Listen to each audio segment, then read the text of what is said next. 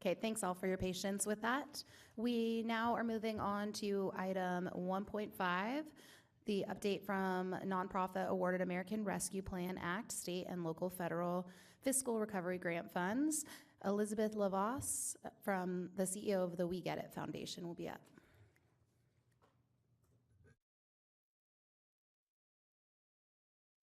Hello, and thank you for having me today. I am honored to be able to speak and address the City of Oakley City Council and update you guys on the ARPA grant that we were awarded. My name is Elizabeth Lavas. I am the CEO of We Get It Foundation. It's a 501c3 nonprofit organization that was founded locally, but now operates with chapters internationally. We are a neurodivergent progressive organization that believes in inclusion, acceptance, community, and total family support for our autistic or otherwise neurodivergent community members and their families. On June 14th, 2022, my team and I had the honor of attending the City of Oakley City Hall Council meeting in which available ARPA grants were discussed and determined. We Get It Foundation was selected for a $15,000 grant by the City of Oakley to cover our Hazel Diaz Scholarship of the Arts, which was created in the memory and legacy of Omar Hazel Diaz to support music, martial arts, and soccer within the neurodivergent community. Our Hazel Diaz Scholarship for the Arts was created in the memory and legacy of Hazel Diaz. Hazel grew up locally and was regarded as the brightest light in any room. He also always met each and every opportunity and adversity with positive intention. He was a proponent for change and acceptance within the neurodivergent community and spoke often about inclusion. Hazel spent many years playing soccer. He was a DJ and he was a mixed martial artist. He passed away unexpectedly on October 24th, 2021, and the scholarship was born to keep his legacy alive and give back to our community youth. Due to the generosity of the City of Oakley and the ARPA grant in the amount of $15,000, we were able to fund all categories of our scholarship and benefit not only the City of Oakley youth, but also local businesses and entities that directly support the City of Oakley. On February 8th, 2023, we had the privilege of attending Freedom High School's boys soccer team's senior night, in which the team won 5-0. Hazel's parents were present when we granted the Freedom Falcons $8,200. The Freedom Falcons head coach, Sal Acevedo, stated, "From time to time, we get a $50 donation, $100 here and there. Most of the funds that we have is because we have to do fundraisers, or our athletic department would allocate a little bit of money here and there." It was such an amazing surprise. It was one of those things that was a little surreal. It feels like we won the lottery. This is Cameron, a 13-year-old youth who resides in the City of Oakley. He received 2 years of music lessons and a Yamaha guitar in December of 2023. These lessons have begun and are being provided by Getty's Music. His mother stated, "It is amazing how We Get It and the City of Oakley is able to enrich my child's knowledge of music because he loves and appreciates it so much." In December of 2023, we were pleased to grant uniforms and 1 year of Brazilian Jiu-Jitsu lessons to 2 City of Oakley youth. Their names are David and Colin, and these lessons are being facilitated by Oakley's own Big Break Brazilian Jiu-Jitsu. Colin's mother stated, "The confidence and people skills that Colin has received throughout these last few weeks is unbelievable, and he is loving every second of it." David's mother stated, "He loves it so much, he has even made a best friend," and that's Colin. On behalf of our neurodivergent community and the team at We Get It Foundation, we would like to say thank you from the bottom of our hearts. The City of Oakley provided us an invaluable opportunity to enrich the lives of these young scholars and make dreams reality. Thank you for believing in us, your incredible generosity, and for keeping Hazel's memory and legacy alive.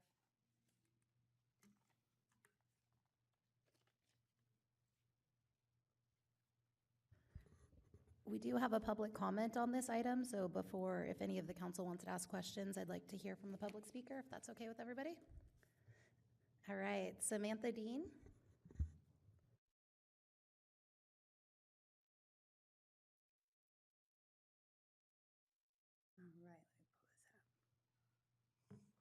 Hi there, I'm Samantha Dean. I am one of the co-founders of Big Break Jiu-Jitsu, and we were one of the recipients from this grant, which was really awesome. We have so much gratitude to be able to stand here today and just be able to thank the city of Oakley. We live here, our children go to the schools here, and it's really amazing that we were able to provide not only service to these children, but a lot of the neurodiversity in this city. Our family as well has children who have ADHD, neurodiversity, and all those other wonderful things. And so we understand the challenges and celebrations that come with it, and that's why the We Get It Foundation resonates so much with us. The support that means more than, it. Basically, what I'm trying to say is that thank you so much for standing with us and the We Get It Foundation and being able to bring this not only to businesses within the city, but being able to support the youth of the city. We're really big on anti-bullying and basically creating a safe space for these kids to make friends and just learn to be nice. There's so much just ugly stuff out there in the world. And so creating a safe space where they know that they have adults that they can trust and being able to learn how to just be nice with other kids is really just the heart of the matter. So I really just want to say thank you to the We Get It Foundation and what they've been able to provide. And so letting you know that this grant money and these opportunities really we see a big change in the youth and the families and how it has affected them. So I just want to say thank you.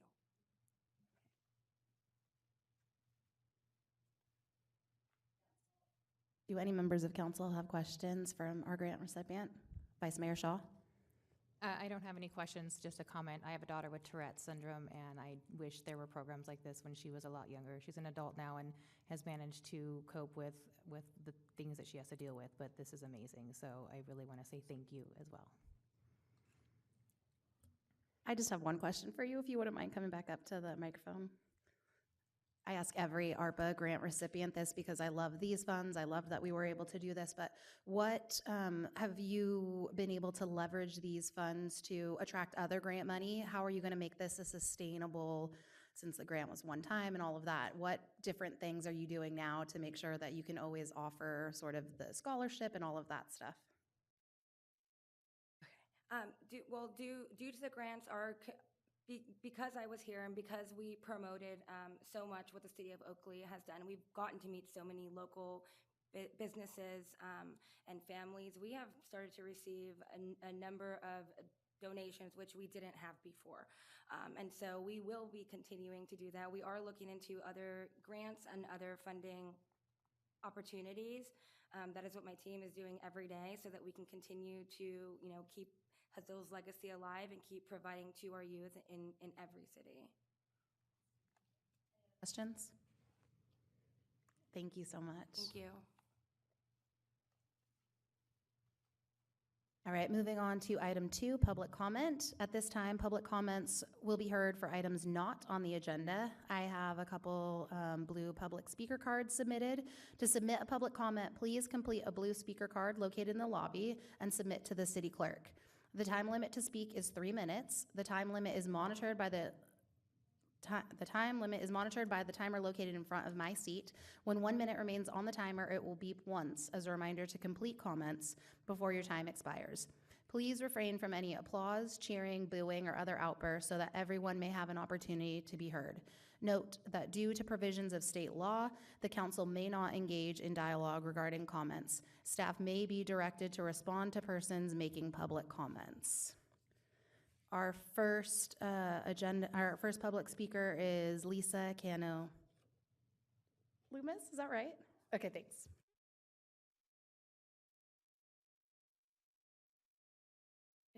Good evening, Mayor, Vice Mayor, council members.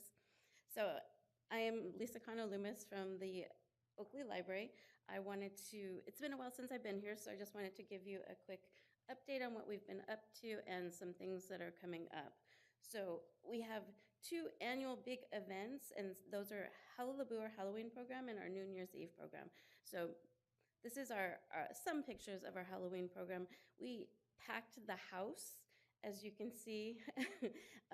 Had Fratello Marinette's puppet show, games, crafts, scavenger hunt. It was a blast. And then we had the green screen, so people got to take pictures with spooky backgrounds. And the next slide is going to be our New Year's Eve slide. Again, pack the house, very popular. We did crafts, games, scavenger hunt again, and then we did a balloon drop. So it's going to have a video that's going to show you the balloon drop, if I can do this. You want to do it? Thank you.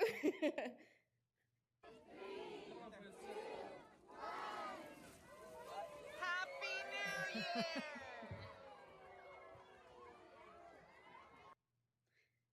So it's a lot of fun. We've got 5 bags of balloon drops. Now we started with like 2, I think, and as every year we offer it, it gets bigger and bigger. Next one, please. So these are a couple of things. So in December we had Biblio Spectacular with magician Brian Scott, and you can see his pictures on the bottom. The stuffed animal sleepover was popular. The DSW donated some shoe boxes so the kids could make the bed that their stuffed animal would sleep in over at the library. And they went home with a little photo album of all of the things that their animals got up to, did in the library. And then we celebrated Lunar New Year, story time. And with Go Mandarin, the kids got to learn some Mandarin words and saw a little dragon dance. And then we have some ongoing programs. We have alphabet story time on Tuesday evenings. We just started Oakley Community Games, so it's open to everyone. It's on the 2nd Saturday of the month. We have tons of board games, thanks to the Friends of the Oakley Library. And so you can come alone, you can bring your family, and we have a bunch of different games set up on all of the different tables. Let's see. Sensory playtime we have on the last Saturday, and it's for neurodivergent children and their families. Oh, our Lego club every Saturday, and let's go to the next one. We have a couple of things coming up. We have an online meditation class that is on next Tuesday, the 20th African Village Celebration, again on Tuesday, February 20th, so next week, and then the henna program for teens we have coming up on Wednesday next week. I think and so follow us on social media. We have pictures and add all of our events there, so there's even more. That's just a quick snippet of the things we have going on. And when we do programs, we use the whole building. You know that we share the building with the Freedom High School, so when we say we pack the house, we use the whole building. So if we didn't have access to that side, we would not be able to do programs like that. And I mention that because in March, during spring break, we're going to be doing an event every day because we have access to that side of the building. So I'll probably be back to let you know more about what's happening during spring break. Thank you very much. Thank you. Marilyn, I just want to clarify, you just want this entered in public record? Okay. Okay. All right, moving on to council member comments, item 3. Do any council members have comments? Council member Fuller.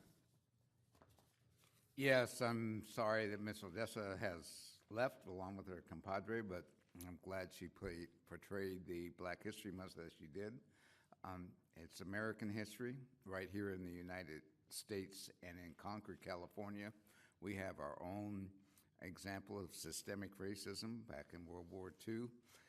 Port Chicago, if you were a sailor and black, you were often sent to Port Chicago to load explosives. You were not given proper training because you were black and you probably wouldn't understand it. So on July 17th, 1944, 10,000 tons in 2 ships of explosives went up in Port Chicago. 320 men, black men, died. A little less than 400 black men were injured. And the reason that they were there was systemic racism. If they were there to serve their country, that's where they were assigned. They were in the Navy. They were sworn seamen for the Navy, and that was their job, and that's where they went, and that's where they died. Subsequently, in September 1944, in San Francisco, 50 black men out of Port Chicago, sailors went on trial for mutiny because they refused to load ships because of the dangerous ship condition of the explosives. They were charged with mutiny. Now, you got to keep in mind, in September 1944, the war was still on, World War II, and the penalty for mutiny was up to death. 50 of them were charged with mutiny because they would not load the ships. They were found guilty and imprisoned for 2 years and eventually received clemency after 2 years. However, many of them had to remain in prison 3 more months for whatever reason. In 1999, 55 years later, Fred Meeks, one of the 50 that was convicted in Port Chicago of mutiny, received a full pardon from President Clinton, and it took 55 years to get it. So to say the systemic racism doesn't impact it is not there, that incident was a direct result of systemic racism, and it's something that we should not forget in our history as it develops. Okay, item 4, consent calendar. Are there any items the council would like to pull for discussion, or is there a motion to approve the consent calendar? 4.1, 4.2, 4.3. Okay, Vice Mayor Shaw. 4.9. Okay, so I heard 4.1, 4.2, and 4.3, and 4.9. Do I have a motion to approve the rest of the consent calendar? Move approval. Do I have a second? Second. All in favor? Aye. Aye. Any abstentions? Any opposed? Passes unanimously. Okay, 4.1, please, Councilmember Fuller. Yes, when I reviewed the minutes, 4.1 of item 4.1, I was dismayed and somewhat shocked. It was not up to the caliber and standard that I have seen on this dais for multiple years, and it came on the heels of a comment that I praised the performance of Ms. Veronis in her position of city clerk. Her minutes have been accurate, they've been easy to understand, they've been put across, and these are just, I don't know, yeah, we were here type of minutes, and we did something. To me, that is not our community. It is not what we expect. I've been told, well, you approved it, action minutes or not minutes. Regardless, it just did not meet the standards that I have seen. It has not met the standards that Ms. Veronis has developed. I don't know how many are knowledgeable of it, probably a lot in the room, but Ms. Veronis has a law degree from Golden State University, and it's reflected in her ability to run the city clerk's office and deliver forthright questions. In this particular one, what particularly was upsetting to me is that it left out of the minutes that we had a code enforcement appeal. And during that code enforcement appeal, I raised the question and our assistant city attorney answered it. It was okay, but it was obvious that the person not only could not speak English, that I guess it's the appellate, the accused, whatever you want to say, did not speak English, but did not understand English. And we could not be really sure what the translator was saying, although the person went along. That bothers my conscience tremendously. Now, our assistant city attorney can go ahead. that's fine, but not putting that in the minutes is degradation to the accused.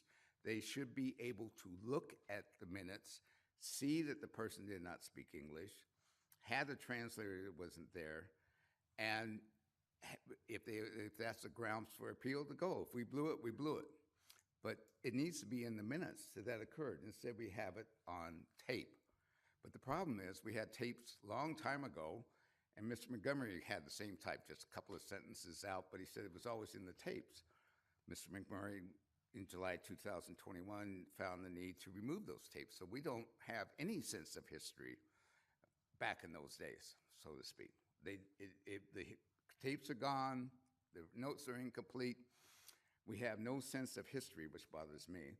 The other one was the council member Shaw spoke to me. I asked a question that staff was not able to answer. She turned to a thick notebook full of papers and gave me an answer saying it was a notice of violation. Later during the film, you can see her flipping papers, and she's referring to those in the book. That should be in the minutes also. I'm not saying it was right or wrong or anything else, but the person that we were having a quasi-legal hearing about needs to have that in the minutes, so if they go to an attorney, it's there. It's a just thing to do. It's a just. It becomes oppressive, it becomes autocratic, it becomes marginalizing when we do these things and don't own up to them in the minutes. So if we continue along this route, I'm going to be looking for maybe the council to step up to go back to the minutes we had before, or as we move forward into November 2024, if somebody wants to come and sit on the dais that adheres to it, I would welcome it. But I see that as one of the top priorities in the city. It's a top priority during my campaign 3 years ago. I was kicked out of Rotary because I brought it up that there were violations with the city manager that they didn't like. We tried to cover it up, and since that time, we've been transparent. But now this is a step backward. So I will vote no on these minutes.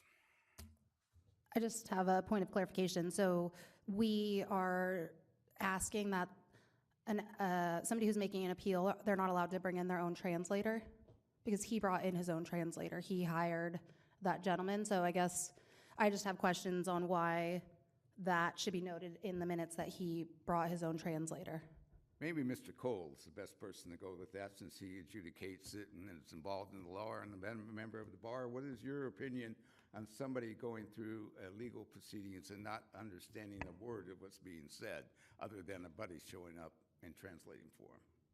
Well, the item is about minutes. I'm not going to speak about that. What I am going to say is that there was a unanimous vote by this council to go to action minutes, and our city clerk followed the direction of this council. So I just want to be very clear about that. If there is a desire to add a sentence about something on that level of detail, then a council member can make that request. But I'm not gonna, so Councilmember Fuller, if that's a motion you want to make to add that, your concerns were duly noted. But I will tell you, as a city attorney who has worked with a lot of agencies, when you go to action minutes, you get what is in here because that's what action minutes are. And our city clerk gave you accurate action minutes. So you need to sever the issue of action minutes from your concern about the sufficiency of the process, which is not in front of us. Your concerns about that are noted. If you want to make a motion to amend the minutes to add a sentence in about that, you can. And if it's the pleasure of the council upon a second, that can be included. Well, based on what you just said, I understand what you were saying, and yes, I voted for it because I was not influenced by any papers that Councilmember Shaw had or any others. I was convinced that the violation had taken place. But I just think as a city, whether we can or legal or anything else, we can do better. So, and I think that's what we should do, regardless of what goes on in other cities. I just think we can do better. I will make that motion to amend the minutes to read that the counsel, that the accused, or I don't know the word, maybe Mr. Coley can provide the right The word. appellant, the appellant. The appellant? So I think your motion would be that the appellant was represented by a translator who is not an official translator. Is that in a nutshell? And you, and Councilmember Fuller, you expressed concerns about that. Right, and period. The second one was, I did comment, and it did appear that the person accused or did not understand English, could not speak English, nor understand English and what was going on the board. Had to, period. And end it right there, those two sentences. And then I would add in there that Councilmember Shaw referred to notes that she had in the binder during the period. Mayor Shaw, did you have something to add? Yeah, yes, I print out the agenda every week, the full agenda, and put it in a binder, so I'm not sure what notes you're referring to. You asked me what page on the agenda that I referenced, and it was the actual violation, and that's what I gave you because you asked me for it, which is why I had to flip through it. But I don't understand what my flipping through the binder has anything to do with. The question that I asked staff was whether there was a bandit line running to the power hookup where they weren't being charged by PG&E or they were. I do remember that you did bring it to my attention, and you had in front of you a, I don't know, 6, 7, 8-inch binder, blue binder. No, not that one, another one. It's a different binder I bring every week, but what I referenced in the binder that you asked me. I'm answering your question. I'm not going back to whatever was going on. I'm saying that when I turned, and in my mind, I saw a thick blue binder with about 8 inches of paper, and you pointed out, this is it, and said no, and that's on the tape. What I pointed out was the I'm mold. not finished yet. And then when you got down to the decision, you opened it and were flipping papers. So I think it ought to be added in there that Okay. you referred to So a I think we binder. have a first. Is there a second for that motion? That's 3 sentences. Okay, seeing no second, the motion dies. Does anybody want to move approval of 4.1? I move approval of 4.1 as written. Do we have a second? Second. Okay, all in favor? Aye. Aye. Any abstentions? Any opposed? No. Passes 4-1. Okay, item 4.2, you also pulled Councilmember Fuller. Yes, I think people already know I don't agree with this action. I'm willing to go down to none. I do not see the value of approving this action of increasing salaries for city council members. Okay, do I have a motion to approve 4.2? I move 4.2. Do I have a second? Second. Okay, I have a first and second. All in favor? Aye. Any abstentions? Any opposition? No. Passes 4-1. Okay, item 4.3 is also you, Councilmember Fuller. Yes, Mr. Rouhani, it's always good to see you up here. Thank you for a great report. I appreciate it. I just want to go down. Number 2, the Downtown Gateway Plaza Infrastructure Improvement Project, which says it's completed. Is that correct? Yes, Council Member. We are almost finished. We are wrapping up the project. In fact, next month we will bring that project to Council for its final acceptance. And that was $7.9 million for completion. Is that correct? That's correct. And then item number 3 is the downtown parking lot construction project. Is that one complete? Correct. Yes, and that one is $4.7 million. Correct. So between 2 and 3 is about $13 million that we've invested in that. Is that correct? That's correct. Okay. In that case, I will move acceptance of Mr. Rouhani's report as presented. Second. Okay, we have a first and a second. All in favor? Aye. Any opposed? Any abstentions? Passes 5-0. Okay, Vice Mayor Shaw, you pulled 4.9. Yes, just with everything happening on East Cyprus, I know Mayor Williams, you used to pull anything through consent calendar just to kind of highlight it, and so I wanted to do the same so we can let the public know where we are, where this gets our project, and just to give you an opportunity to talk to us. Certainly, Vice Mayor Shaw. We're pleased to present you this report.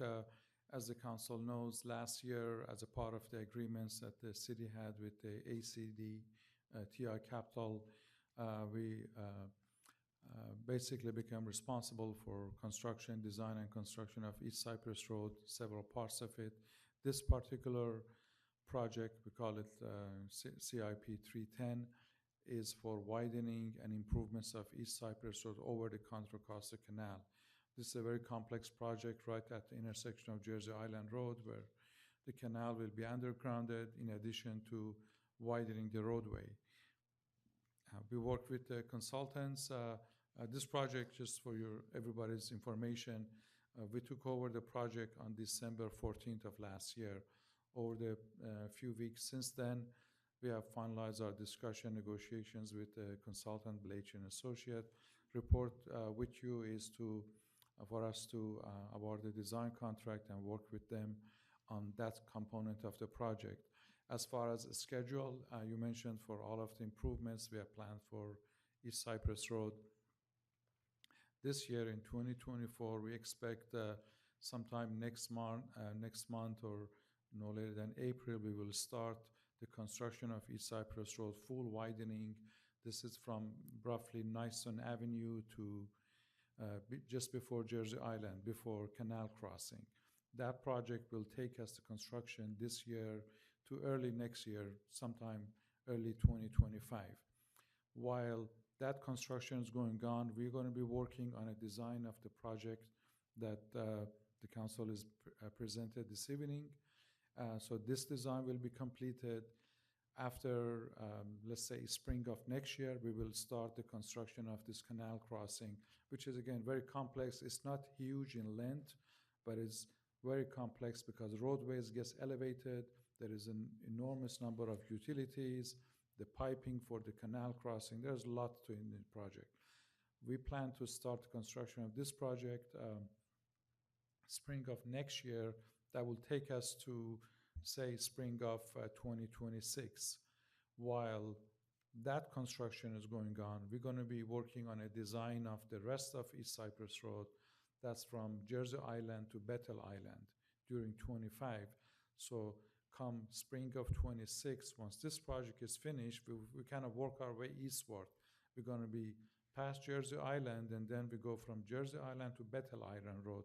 That's a 26 project. So say by end of 26, early 27, the entire East Cyprus Road that has been a topic of much discussion, much interest from everybody in the community should be completed by then. Thank you for the update. Do you want to move approval? Yes, move approval. Second. Okay, I have a first and a second. All in favor? Aye. Any opposed? Any abstentions? Passes 5-0. Thank you. Thank you. Okay, item 5, public hearings. There are no public hearings. Regular calendar.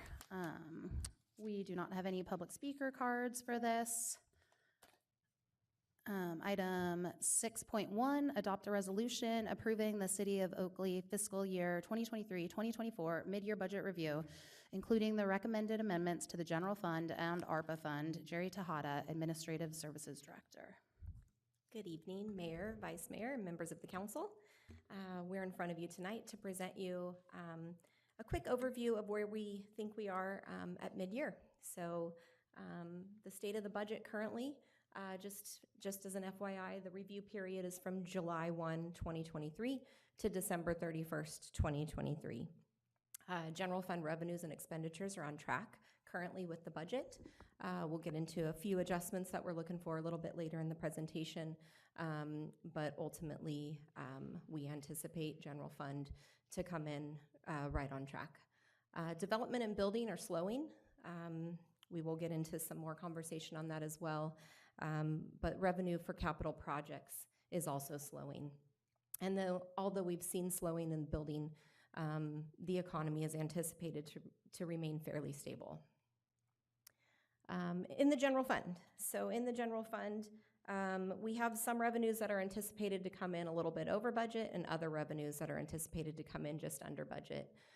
So those coming in over budget are our property tax in lieu, interest income, and we had some sale of property that wasn't anticipated in the budget. And then those coming in under budget are sales tax and interfund charges, which are related directly to building, as well as some building permit fees. We remain balanced without relying on any one-time revenues, and our net revenue over expenditures is expected to be just over $1 million at year end. And the reason that number grew significantly from budget was for the sale of property that came in. So if we're looking at our revenues right now, if you're in the perfect world, revenues and expenditures would be right about 50% because we're looking at 50% of the year. Revenues are just under that, and that's because some of our revenues don't come in until later in the fiscal year, and we do anticipate revenues will be okay, and it's not below what we anticipate. Same kind of concept for expenditures. You would expect these be around 50%. They're at 56%, but those also include all of our encumbered purchase orders that we already know we're going to make those purchases. So many times at the beginning of the year, we encumber 100% of the funds knowing what we're spending them on, and it just hasn't been invoiced yet, but we do include those encumbrances in that number. So again, revenues and expenditures look to be on track for our general fund. So let's talk about some of our other funds. We have some funds that rely heavily on development for revenue, and those funds currently are coming in under budget, and they also came in under what the anticipated year-end budget was going to be for the prior fiscal year.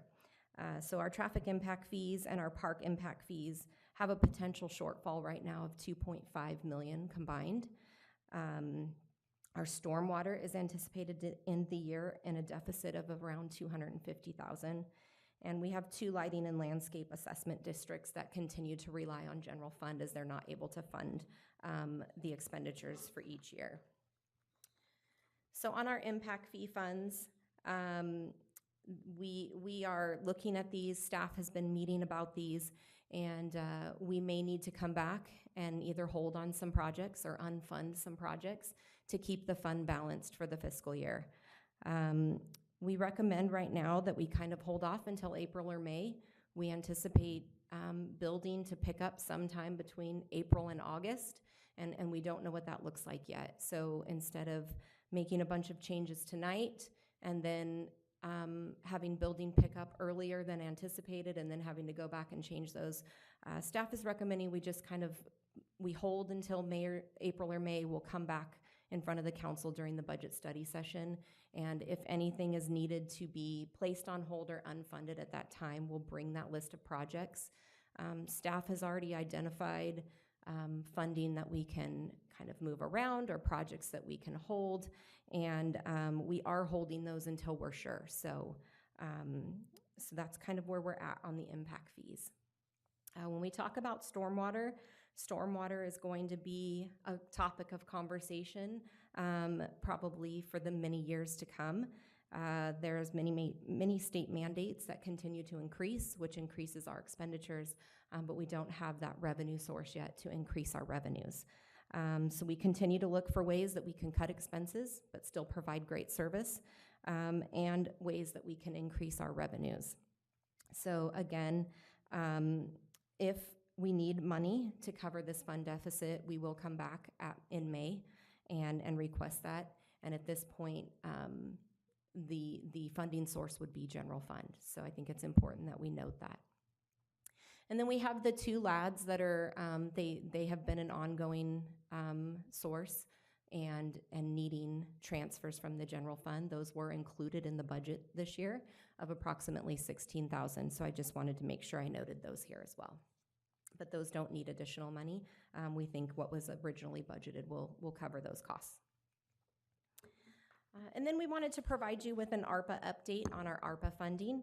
And just as a reminder, ARPA funds need to be allocated by December 31st, 2024, and they need to be spent no later than December 31st, 2026. To date, the city has allocated approximately $7.5 million to projects or expenditures, leaving a balance of about $2.7 million.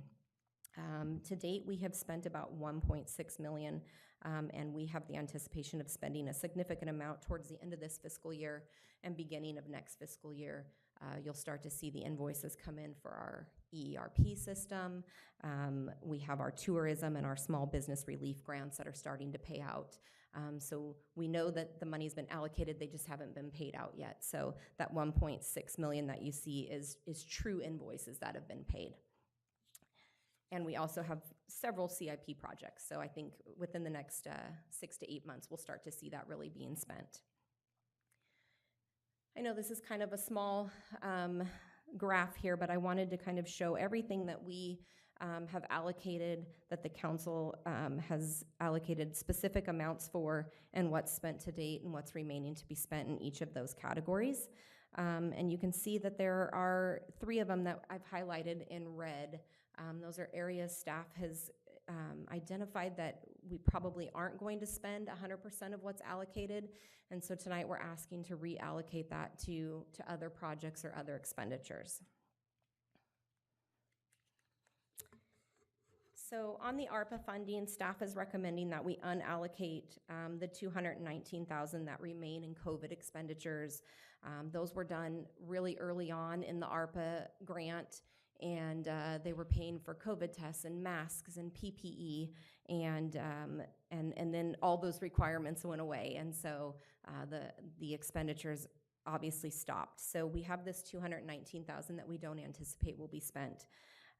We had a CIP project for $378,000 that we don't anticipate moving forward with, and in fact it was moved to a different CIP project with the budget, and you can see that there at the bottom. The East Cypress widening is where that was moved to, but we didn't unfund it from the previous project, so this just unallocates that money. And then moving $472,000 out of software and technology and reallocating that. So staff recommends that we allocate $150,000 to CIP 215, which is our downtown parking lot, and this finishes out the roadway in front of the project. Another $550,000 to CIP 280, which is our Laurel Road widening, and that will help us purchase some right-of-way property that we need to purchase in order to reallocate utility poles to keep that project on target. $20,000 for a scissor lift that will be shared by our Public Works Department and our Recreation Department. $10,000 to the Teen Center that we spoke of last meeting, and to try and get that kicked off and be able to purchase a few things for the Teen Center to make it a viable option for us. And then finalizing that would be the $3 million that remain to be funded, and staff is recommending that we allocate that towards the library. So this would allocate 100% of our funds. That doesn't mean we can't rearrange things later on, but it does then meet our requirement to allocate 100% of the ARPA funds before December 31st of 2024. And then the general fund recommendations, again, this is some increases and some decreases. I just wanted to kind of show them here. $133,000 to property tax and $115,000 to property tax in lieu, and another $180,000 to interest income. And then there's that almost $1 million in the sale of property that we spoke of. And then decrease in building permits of $140,000, sales tax of $147,000, and interfund charges of $153,000. And then in addition, we're asking that we can add a senior recreation leader classification to the fee schedule. That is also attached to your packet tonight. And I believe in front of you is the actual job description that I apologize I missed adding to the packet. That will help us enhance our programs at the Recreation Center. We're not asking for additional budget for that. It just allows us to put some lead positions over there to help with our programs. So with that, I am available for any questions you may have. Great. Councilmember Meadows. Can we go back to slide 10, Of course. please?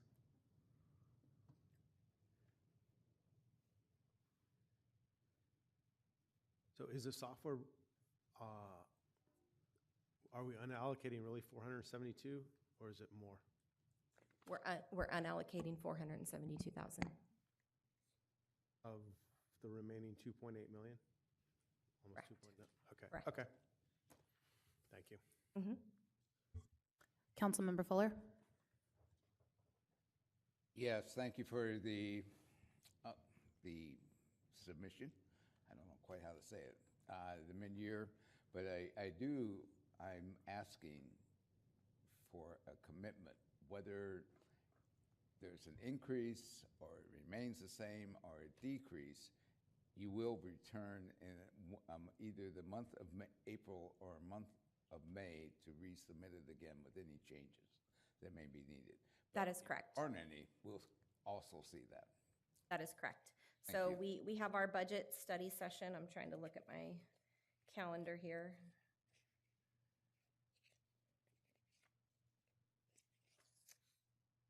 It is scheduled for May 14th. So during that budget study session, anything that's needed will be discussed. Thank you. Uh-huh. Any public comments? Okay, great. Any discussion, or would someone like to make a motion on this item? I'll move as submitted. Second. Okay, we have a first and a second. All in favor? Aye. Any opposed? Any abstentions? Passes 5-0. Item 6.2, staff is requesting that we continue this item to the February 27th meeting. Until when? February 27th, our next meeting.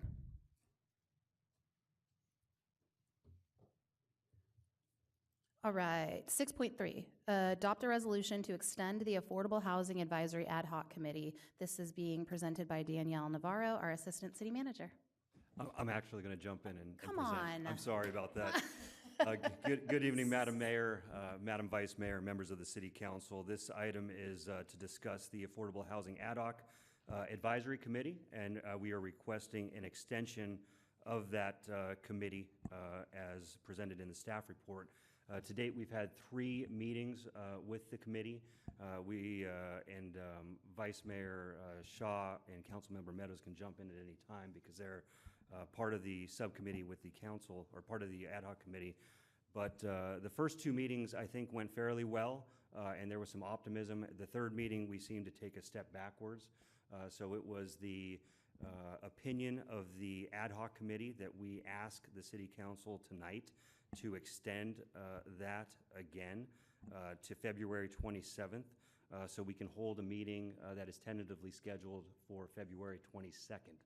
So that would give us time to hold the meeting, see if we need to bring an item back on the 27th to extend, possibly if additional time is needed. So staff recommendation is to adopt the resolution that would extend the ad hoc committee until February 27th. I'm available for any questions, and if there are any comments from the 2 members of the ad hoc committee, that might be of value. I pretty much made my comments at our last meeting. I don't really have anything to add on top of that. Agreed. I think we put it all out there last meeting and our needs and why we have them. Councilmember Fuller. Yes, I have voted against this several times, but the biggest thing that I have, and what's passing my mind, is we're getting played, and that was my biggest objection, is that the people in the Oaks are marginalized. We know that they are marginalized. They're not receiving the services that they they should. They're playing one against the other with this building differential that I hear about. I don't really see it, but the reports I'm getting is it's not good. What is really bothering my conscience, and I think of value, is we are engaged in the original building of that, the original financing of it, and we're supposed to be receiving some form of stipend, which we've never received from the location. With that, we take in ownership, and I think at that point we need to assert ourselves in ownership and set the standards and have the set it from an ordinance of how we want to go about it. It's much more complicated. It's much more aggravating, but the people that are residing in the Oaks, I have heard over and over and over again that yes, we're doing something, but they seem to be suffering, and I don't think that's good, and especially if we're involved in ownership and receiving some sort of financial connection with them.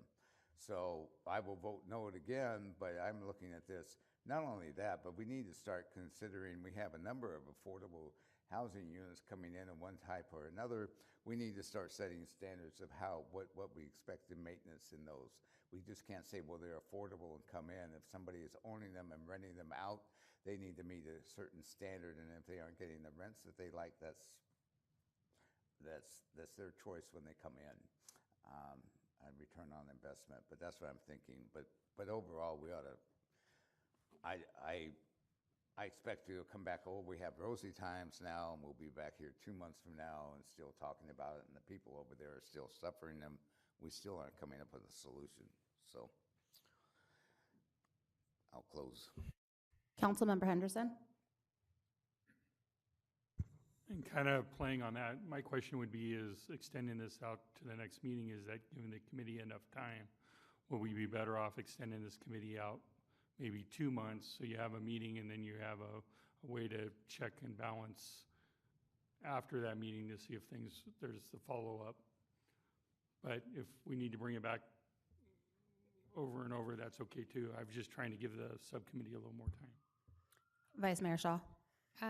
In an ideal world, I think at least 2 meetings, because we have so many unanswered questions from the last meeting, which were from the first 2 meetings, that I think that's going to have to get all that panned out. And then if we have any further expectations, we would want a second meeting after that in order to have them met and maybe put out some expectations going forward. So I would say 2 is what I'm hoping, and I really hope that we can step back, but I also don't want to step back too early and have things just go backwards even more than they had with this last meeting. So I have sorry, go ahead. Okay, I just have a question because I know I've talked about the Oaks since before I was even elected. So say we didn't continue this ad hoc committee, does that give us any other power? What power do we have by not continuing it? What power do we have continuing it? Because it just seems like we're going to constantly be having this same discussion. So as a city, they're a developer, right? I mean, it's just like any other landlord, right? We can red tag and we can keep doing that. But what other power do we actually have in this situation? Yeah, no, that's a great question. We don't have a lot of power, and that's the unfortunate the answer that I'm giving you. But I think what could be discussed at the ad hoc committee, and something that could come out of this is a potential for and I come at this from a standpoint of there is a tremendous amount of time and effort being given to this particular topic, and it's specifically because of this one development.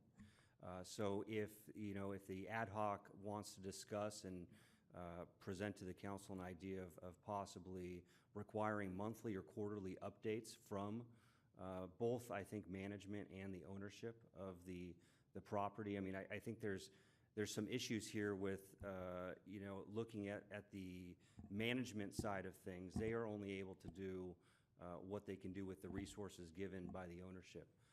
So their hands are tied to some extent. I do believe they're trying to listen, and although there were challenges at the last meeting in terms of actions and deliverables that they were expected to bring back to the group.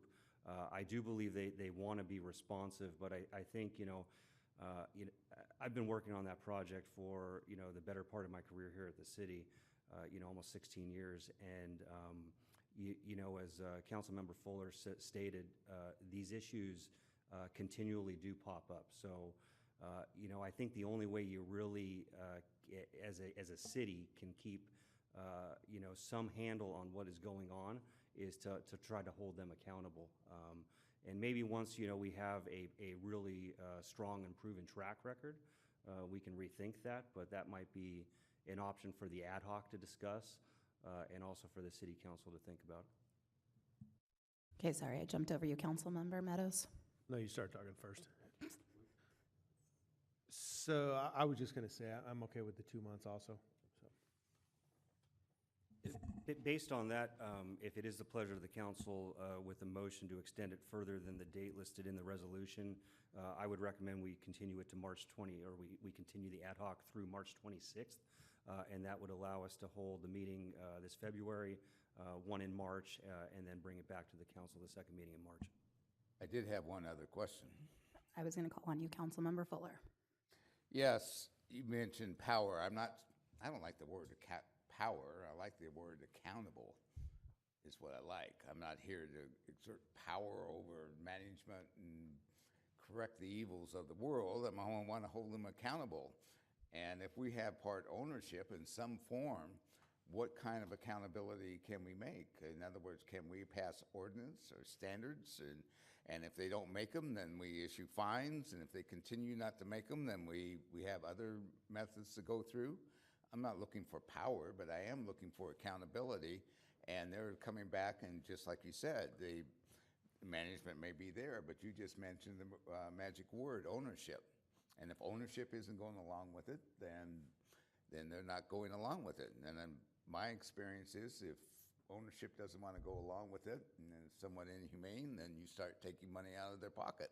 And if they're taking money out of the ownership pocket, then they see a correction that needs to be made, and they make it.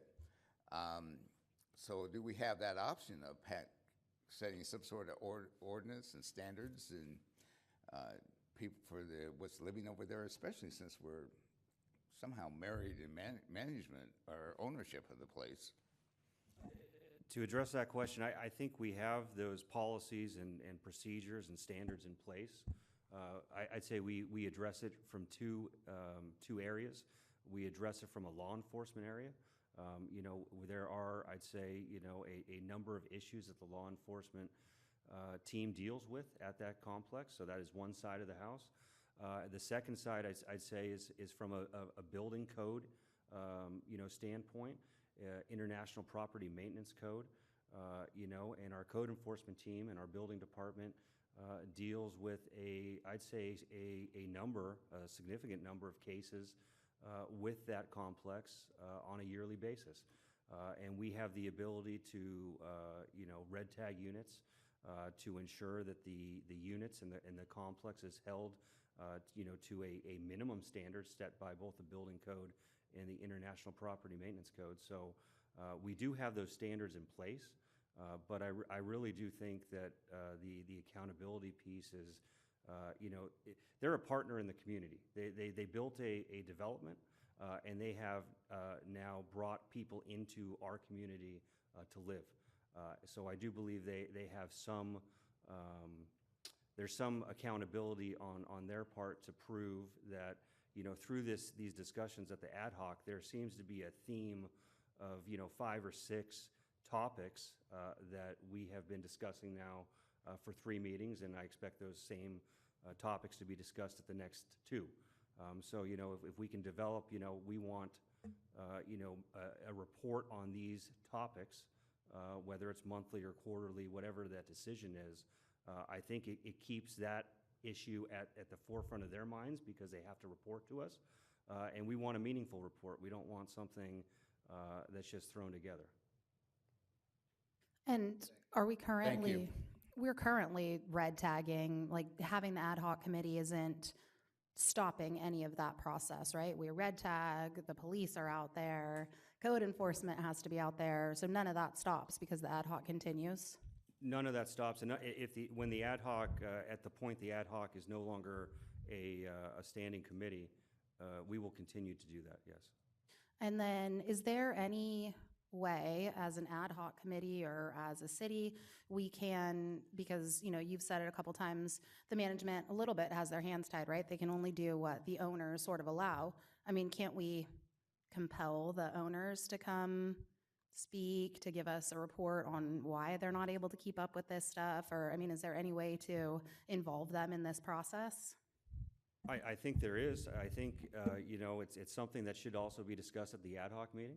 And if there is a desire to bring, ownership and representation from that side to an ad hoc meeting, we can definitely make that request of them. Councilmember Meadows? Can we make that request now for the next meeting? If that's the pleasure of the council, of course. Say it one more time, please.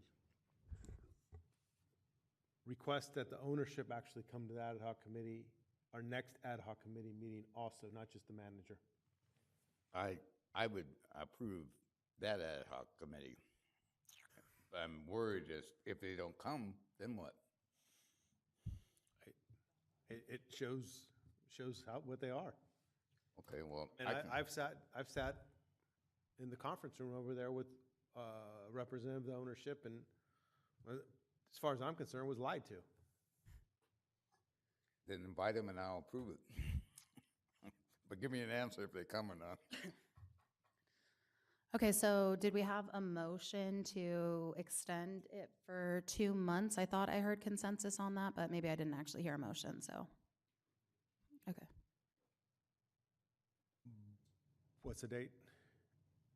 It'd be March 26th. To extend Make a it. motion that we extend it to March 26th. And do you need in the motion to invite the ownership? And that we invite the ownership to attend our February ad hoc committee meeting? I'll second it. Okay, all in favor? Aye. Any opposed? Any abstentions? Passes 5-0. All right. We are moving on to item 7, reports. We have our first report from our city manager, Joshua McMurray. Please give us your report. Good evening. You'll see under 7.1 there are several items, so I am going to use my time to address items B through D, and then I will hand off E and F to the city attorney. Item B is the business license list for January. That's pretty self-explanatory, but just wanted to bring attention to the new businesses that have opened up shop in Oakley. Item C is the city council follow-up list. This is in the spirit and coming on the heels of our ERP update that we heard last meeting. And there was some comments made by the mayor to elevate things to the city council to discuss priorities.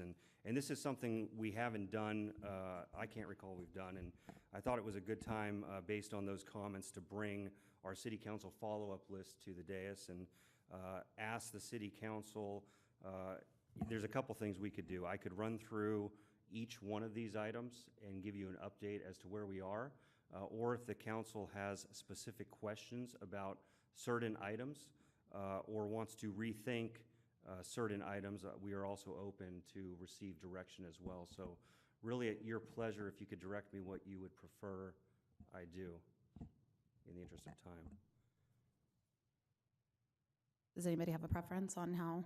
Do you want specific items? Are you asking, just for a point of clarification, so if we go through these items, do you want us to sort of shuffle and reprioritize things? Maybe stuff we've now asked for previous that we don't feel as important? Is that kind of what you're looking for? That is what I'm looking for. I think, on the heels of that ERP presentation, and we heard today from Mr. Rohani about our CIP program and the projects that we're working on. We are taking on a tremendous amount of work over and above the operations that we have to keep on going on a daily basis.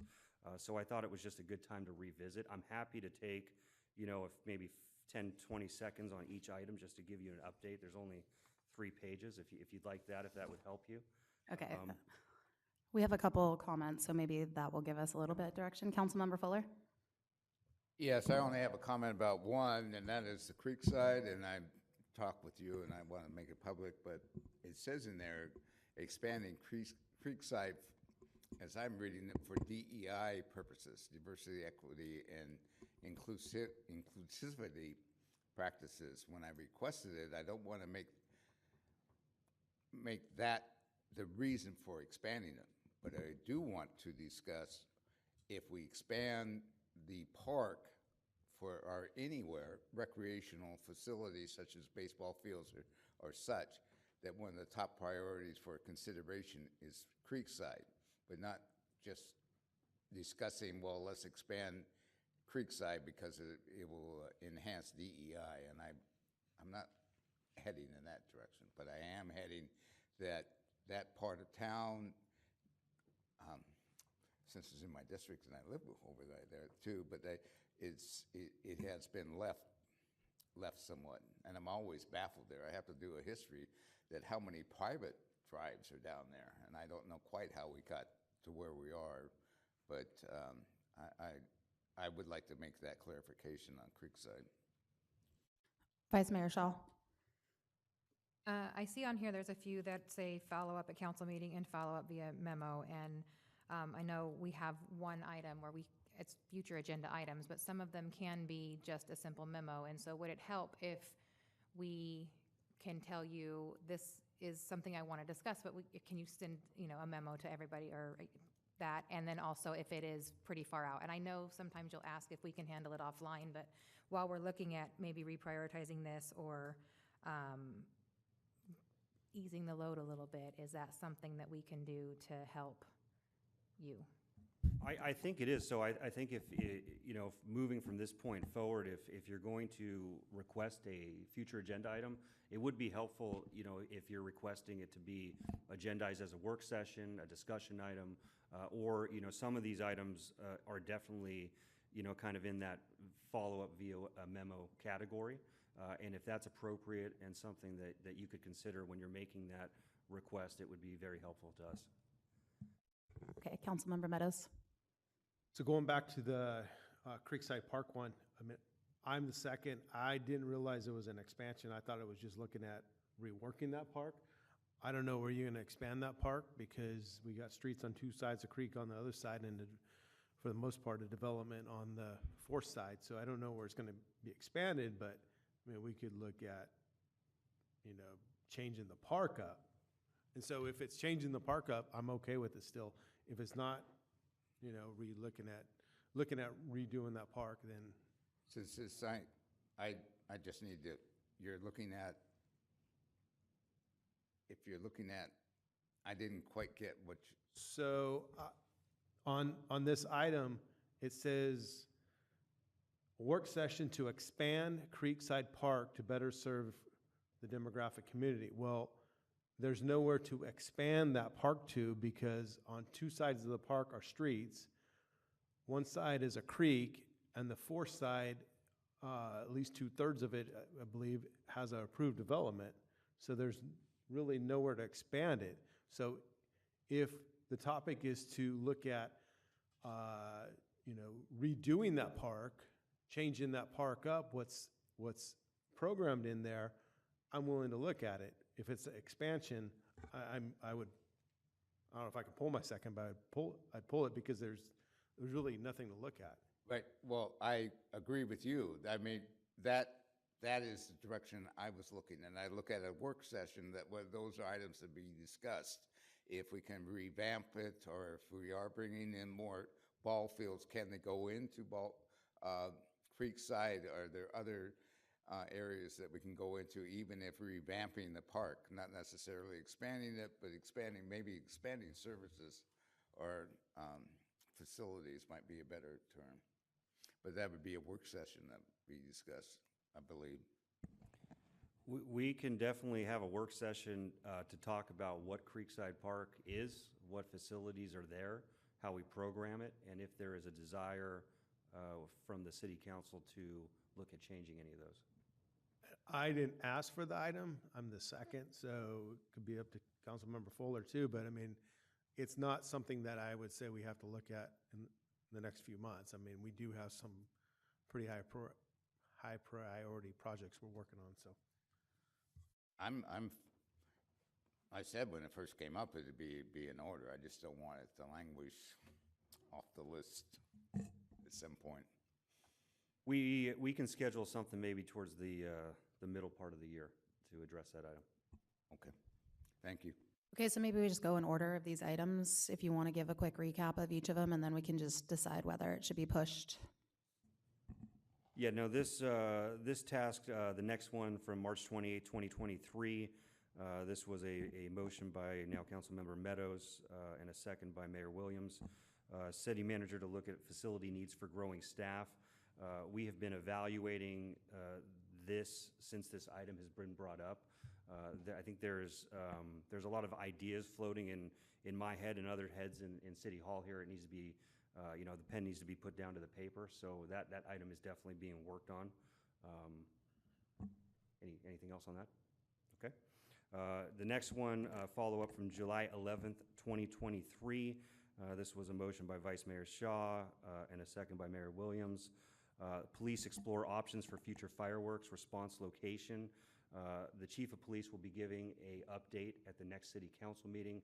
We also plan to revisit this item at that time with the City Council. August 8th, 2023, it was a motion by Councilmember Henderson, a second by Vice Mayor Shaw. The City Attorney's social media policy for the City Council. I don't have a specific timeline on that. I don't know if the City Attorney has anything to add on that item. Well, we don't have a time, but we'll advance that. We'll move that forward. Okay. Next item being September 26, 2023, a motion by Vice Mayor Shaw, second by Mayor Williams.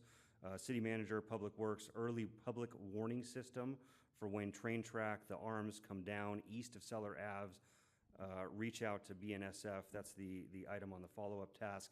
That item is in progress. We currently have a consultant working on that, and we are waiting to see what that analysis and options show to us so that we can then present that to the City Council. So that is in progress.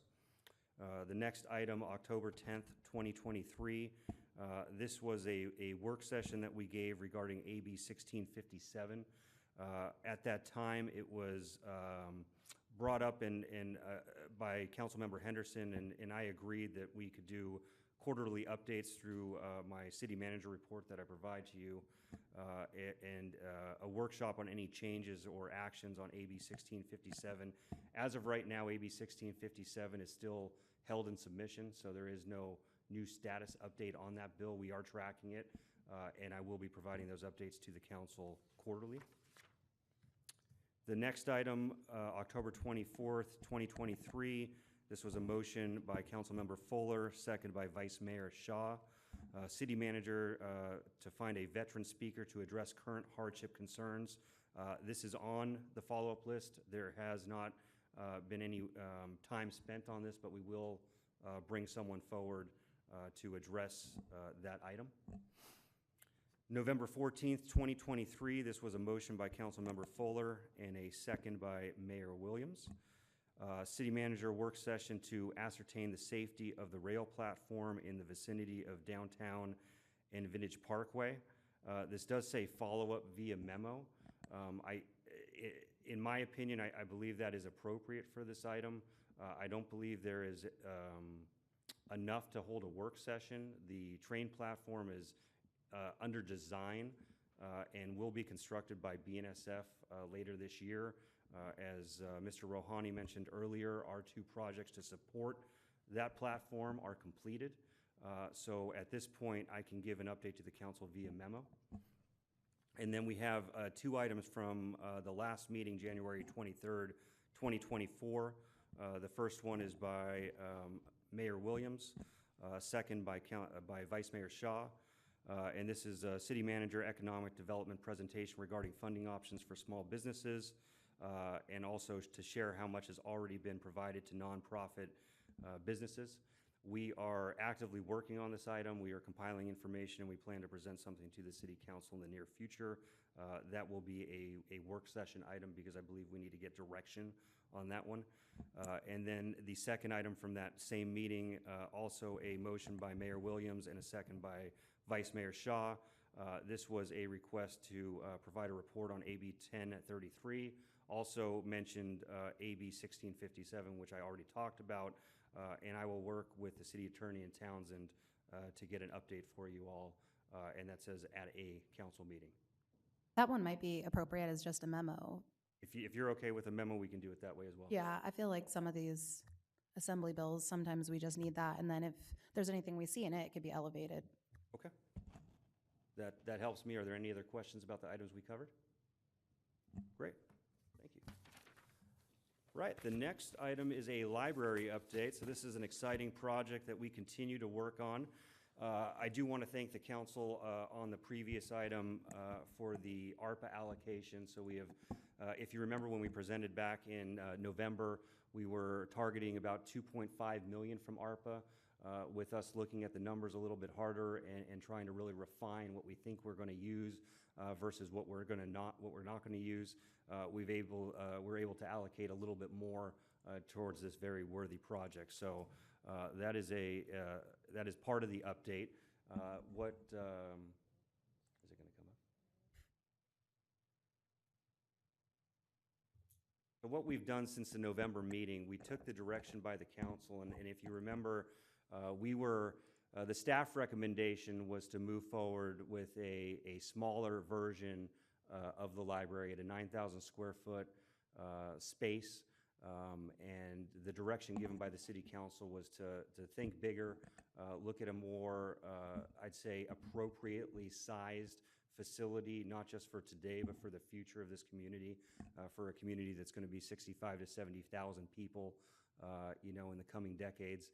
And we worked with our partner at Urban Field Studio to develop both a site plan, as you'll see here, which places this about 27,000 square foot building at the southern edge of our Civic Center campus park, the park on the campus here.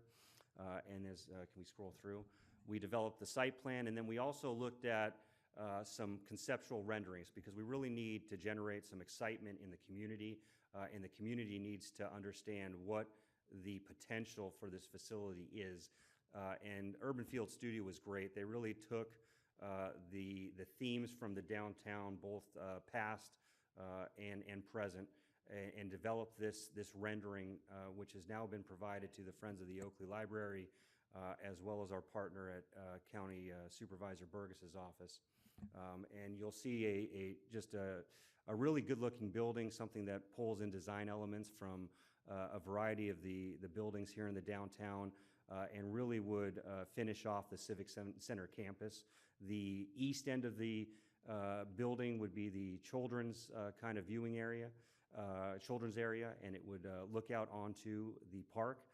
And the west side of the building would be used for community space, city offices, as well as space we could program, potentially EOC space, space for our veterans, space for our seniors and community organizations.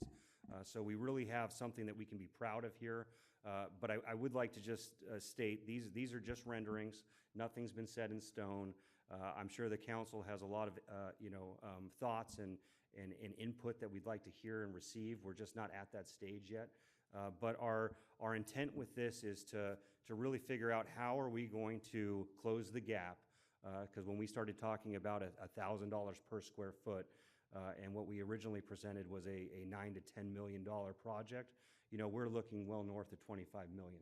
So we need to find a substantial amount of money, and we have a tall task ahead of us, but we have great partners.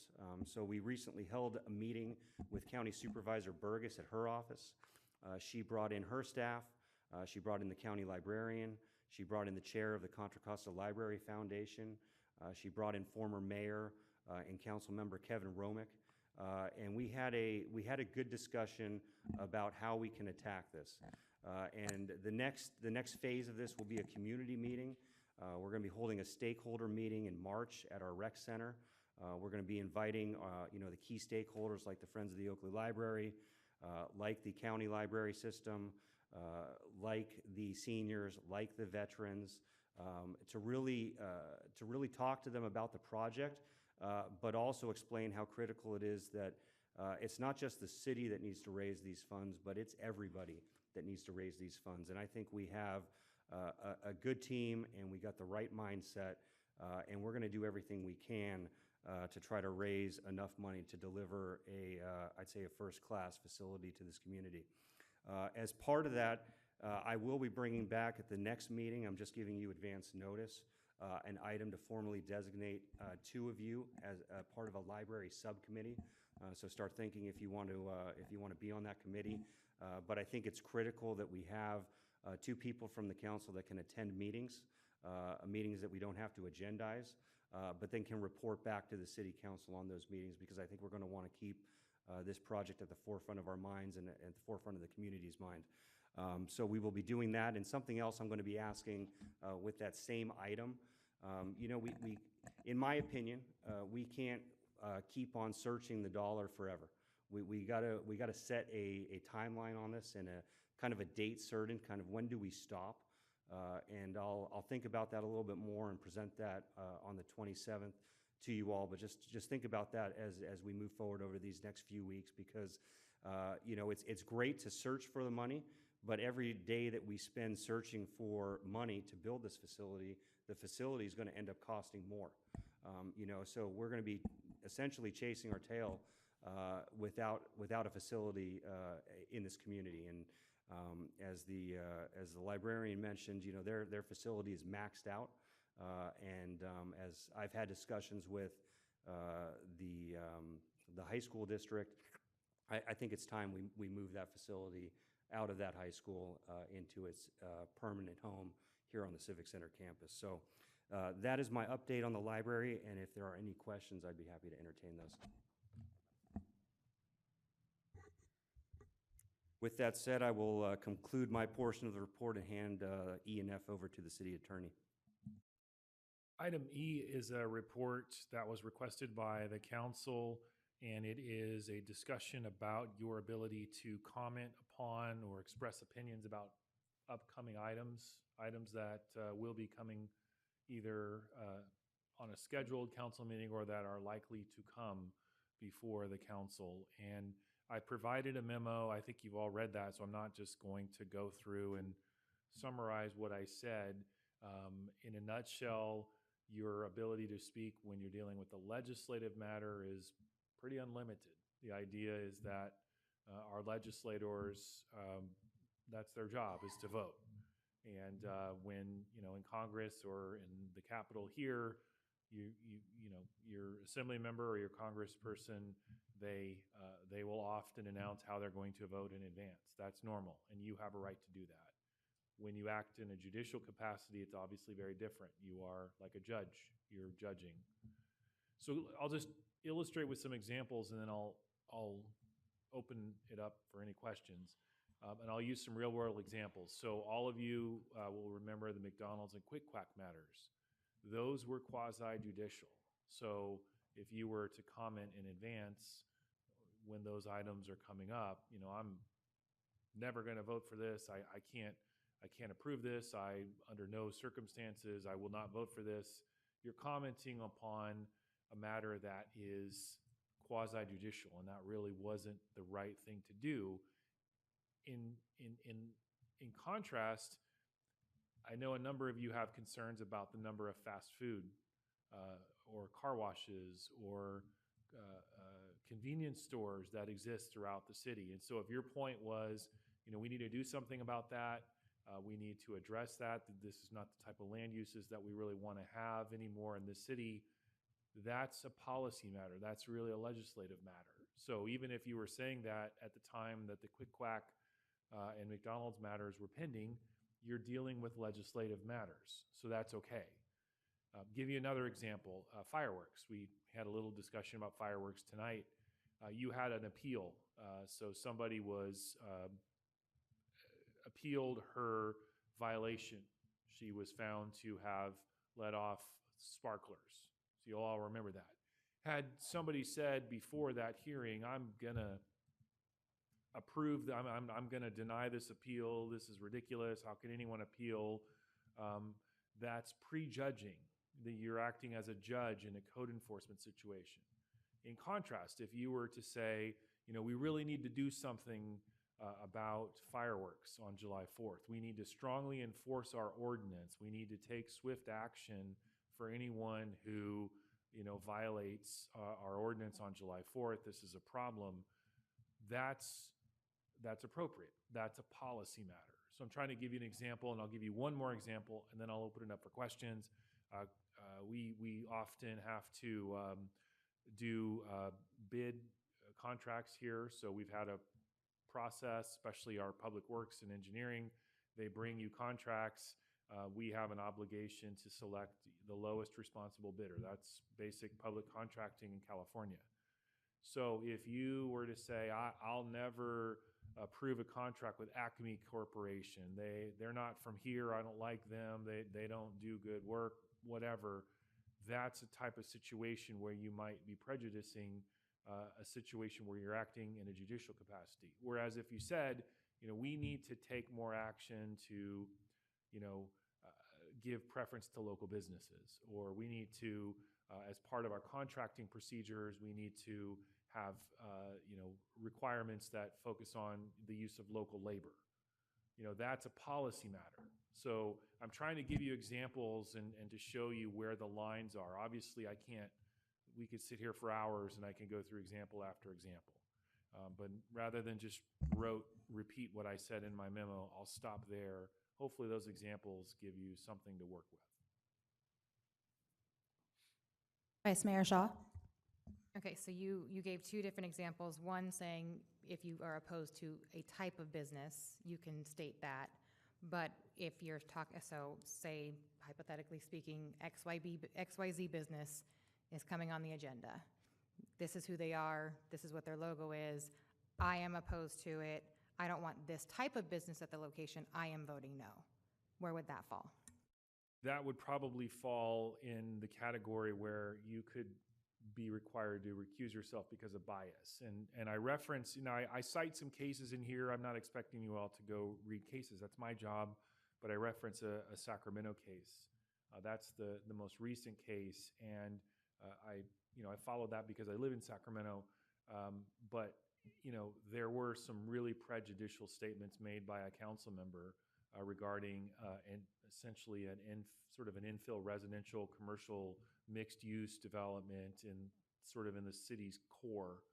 And what you were stating, Councilmember Shaw, really was kind of what was going on in that case. And so there was a council member who was found to have unacceptable bias. The court basically, even though that was one of, I believe in Sacramento, we have 9 council members, even though that was one, the Court of Appeals sent it back.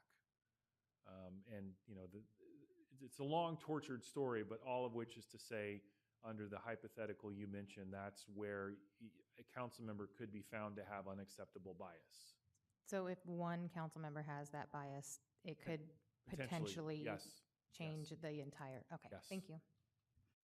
Okay, well, I have a follow-up question for that then, because you did say, that council member should then recuse themselves. So if we are seeing that happen, should we say, I think this council member needs to recuse themselves? Will that protect sort of the decision of the council? It's a situation that has to be handled delicately. I think it's really something that I need to address as city attorney.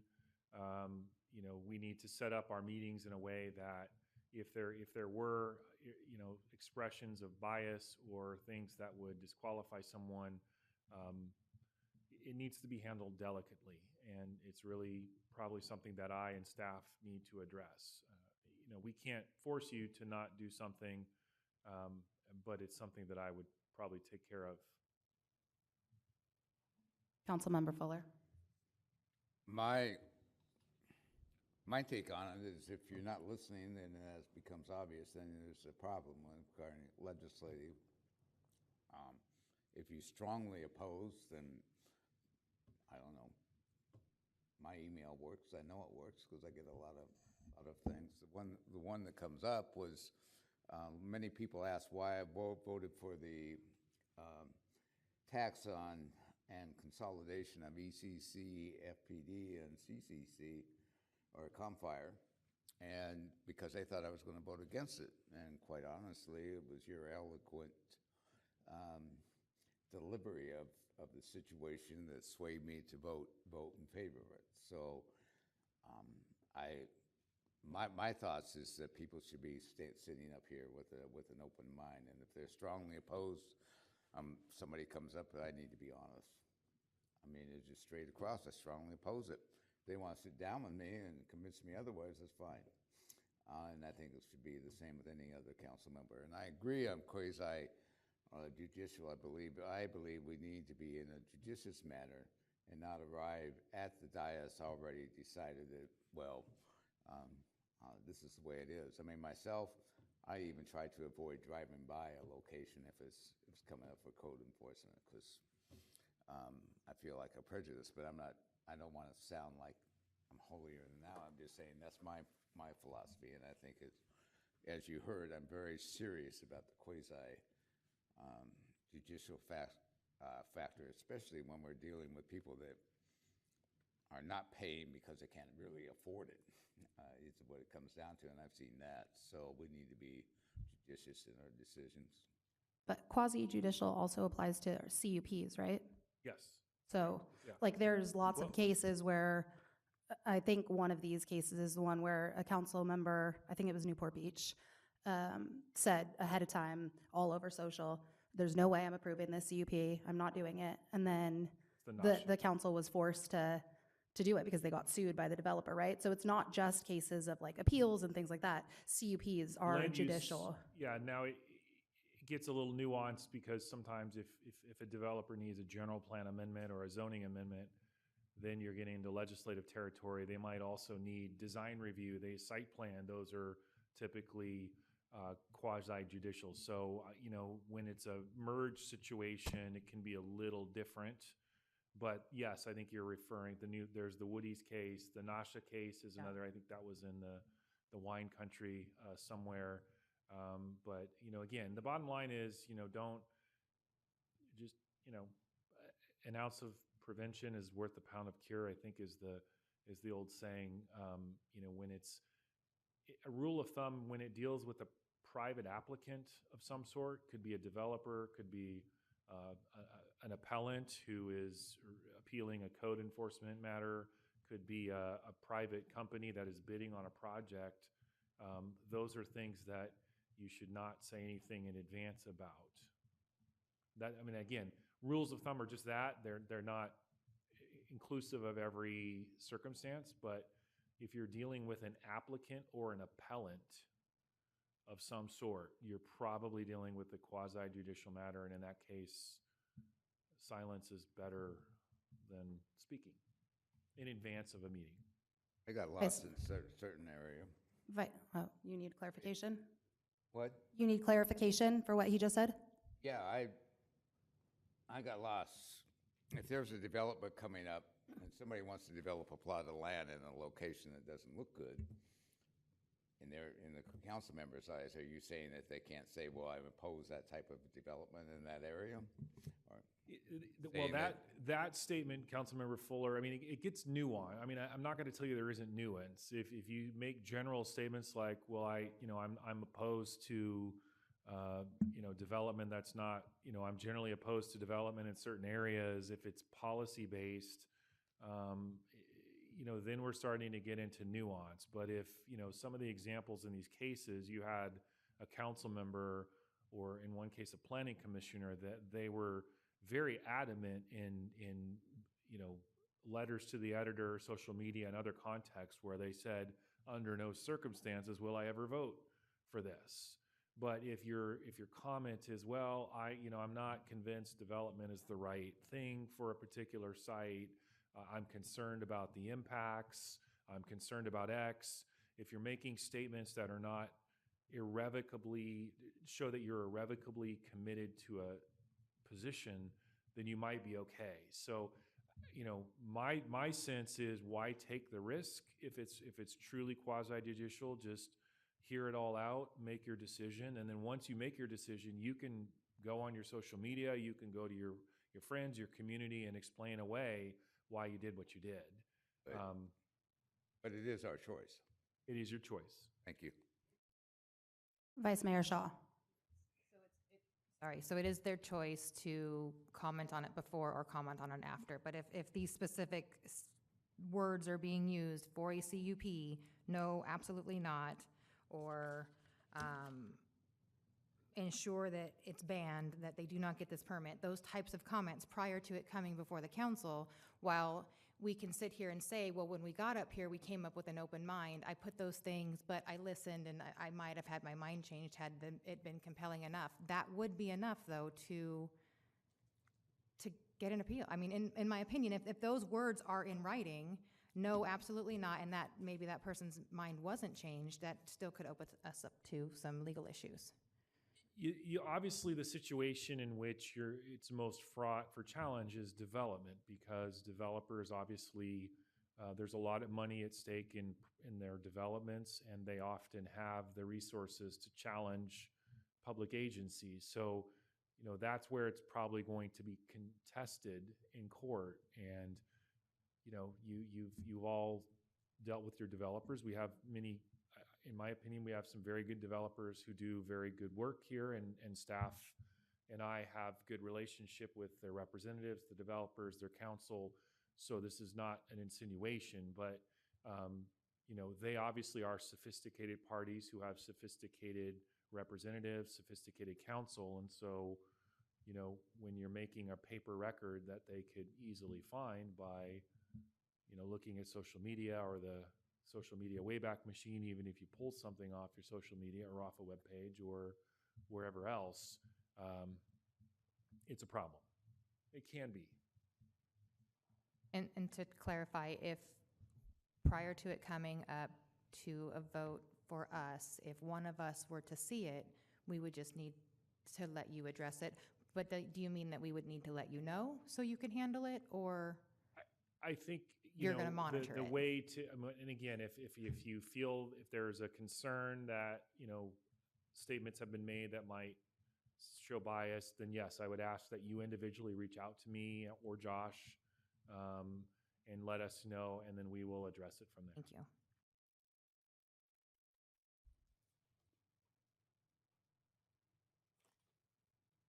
So then I'll move on to my other staff report, and this is really about, I understand you are looking at setting some standards, and the question really is, how do we enforce our standards?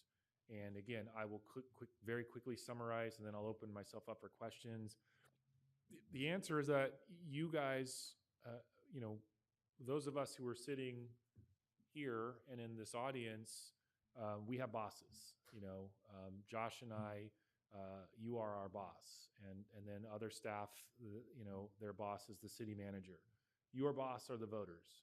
So as a general rule, only the voters can enforce whatever they think is appropriate. And you have to stand for election if you choose to run again, and you are always subject to recall if you do something that is, in the eyes of recall proponents, so wrong that they choose to invoke process.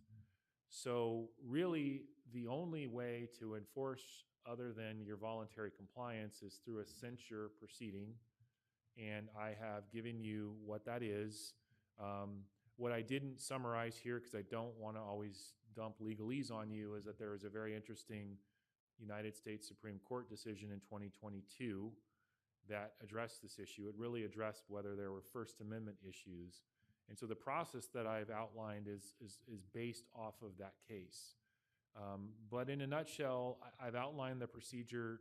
A censure is really what a majority of the council says it is. If you had to add, sort of like, we just had the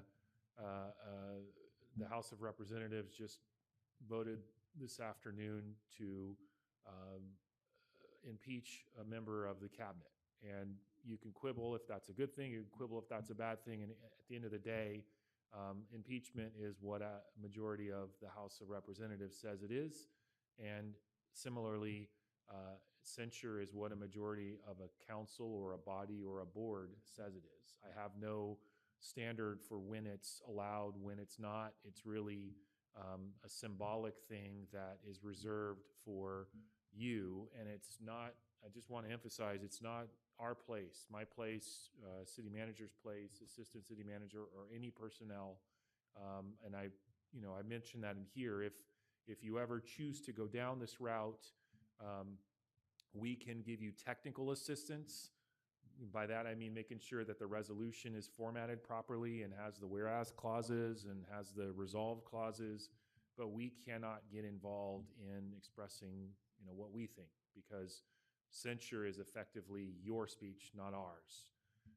There are some cities and agencies that have censure policies.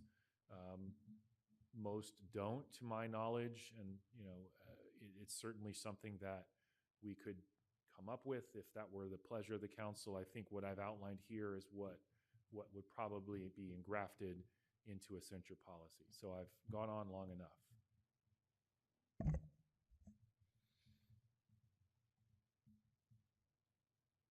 Councilmember Fuller. Yes, I have a few questions. Number one, if it's so laissez-faire, why do people get upset with the term of censure?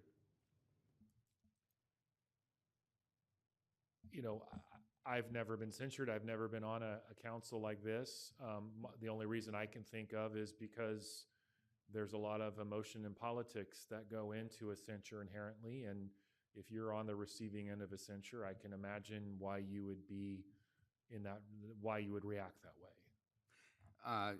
But during a rebuttal that you call, a person that's being accused of something to be censored, they can have their own attorney rebut for them, as I understand it. Yeah, I didn't get into that detail, but if a council member on this council were the subject of a censure resolution, and they indicated that they wanted council to be here and to present for them, I think we would have to honor that request.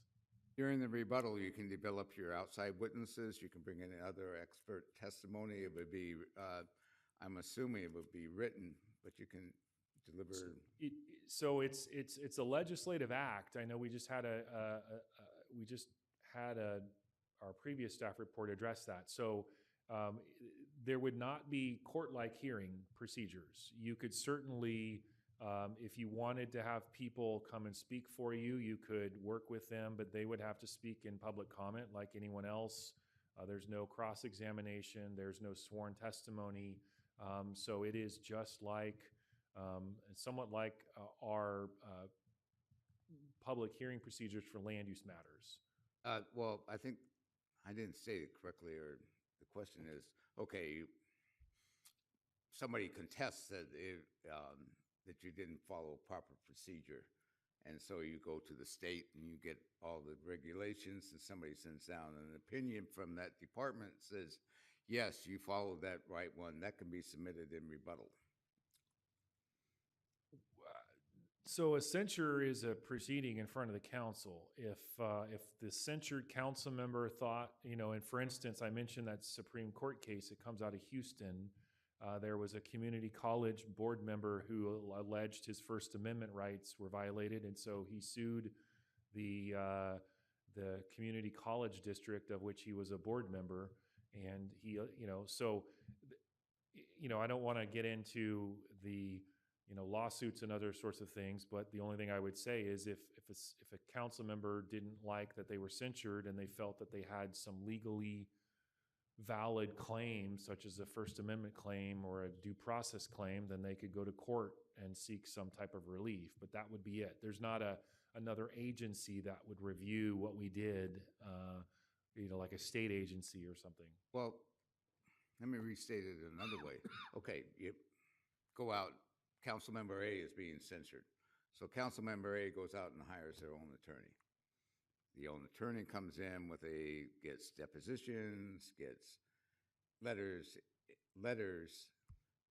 from different individuals, and arrives at the rebuttal and says, I have these here, and I'm going to hand it to the council. that would be permissible. The only thing would be depositions. So a deposition is a sworn interview that has, a court-like, I mean, that's part of litigation. So that you would not have a right to compel depositions. But if you had an attorney who brought in written evidence of some sort, statements from other people, petitions from members of the community and your support, or the support of the censured member or the member who is subject to the resolution, that's fine. So you can offer documentary evidence, you could bring people, ask them to speak on your behalf, but I just want to emphasize that the censure meeting would be just like any other meeting we have here. It'd be, the best example would be our land use hearings where, the developers have a right to, as applicants, come up and make their pitch, and then they get the last word because they're the applicant. That's really the template for what we would do in a censure hearing. Okay, so say if we adopted a policy, then you can, during that policy, you could swear in council members or submit their accusations under penalty of perjury, if that were the policy. In theory, you could adopt that if that was the pleasure of the council. I just want to be clear, we do not have any procedures in this council that involve the swearing in of witnesses. There are, sometimes in code enforcement procedures, I've seen that done, but in theory, yes, you could do that if a majority wanted that type of trial-like procedure. Right, but so we could establish that as part of a censure policy. In my opinion, it would be very unusual and overkill to do that, but if that were the pleasure of the council, you could. And then when you censure, if you adopted policy, then you could say Councilmember A took too much money and they didn't like it. It was too easily swayed. You could bring a censure up if you had a policy along the line that you could, any conduct that the council found unbecoming.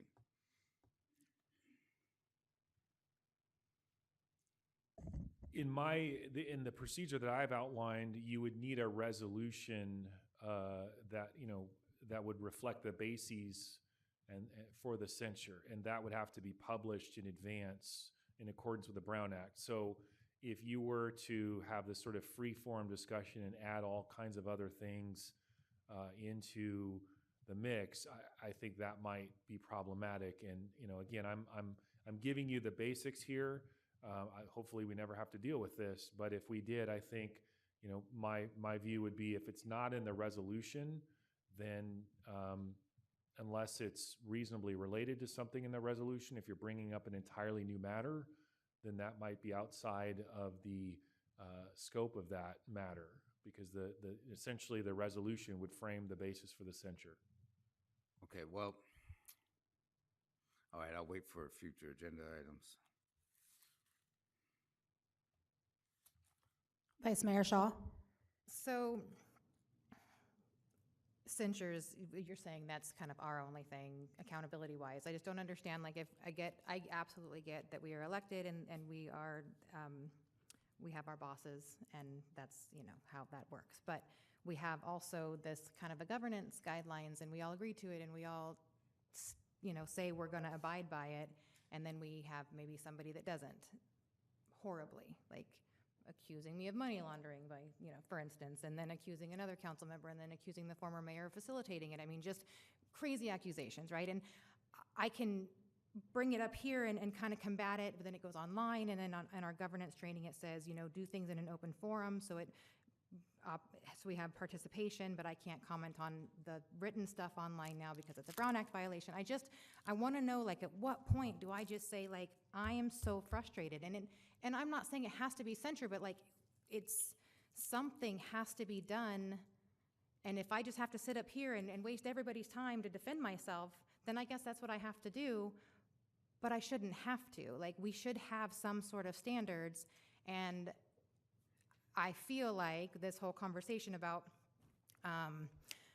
witnesses and testimony and all these, like, it's, so I'm too afraid to do it or something. I'm not. I have my reasons for why I want to hold somebody accountable. And if you're telling me I can't do it, or if you're telling me that censure is the only way, then that's a decision that I will have to make, whether I want to make that motion, if anyone else wants to move forward with it. But my question is, are there other things, like, that we can hold? Let me see if I can phrase this properly. I don't always feel that some of the people that speak on behalf of the council, one of the things in our governance training says, respect a decision moving forward regardless of the position. I could have voted against something, 4 other voted for it. I'm going to go and represent the city as a liaison or something, or as a voting member for one of the committees that I'm on, and I need to respect that vote. I don't know that that's always going to happen if I feel like the person that was so against it is the one representing the city. So is there something we can do with that may not have to go to censure? And then Yes. one follow-up on that is, if in your staff report you said that we would have to do a committee of 2 people, that doesn't necessarily mean we're moving forward with censure. Could that committee determine whether it would be worth going that route? Thank you.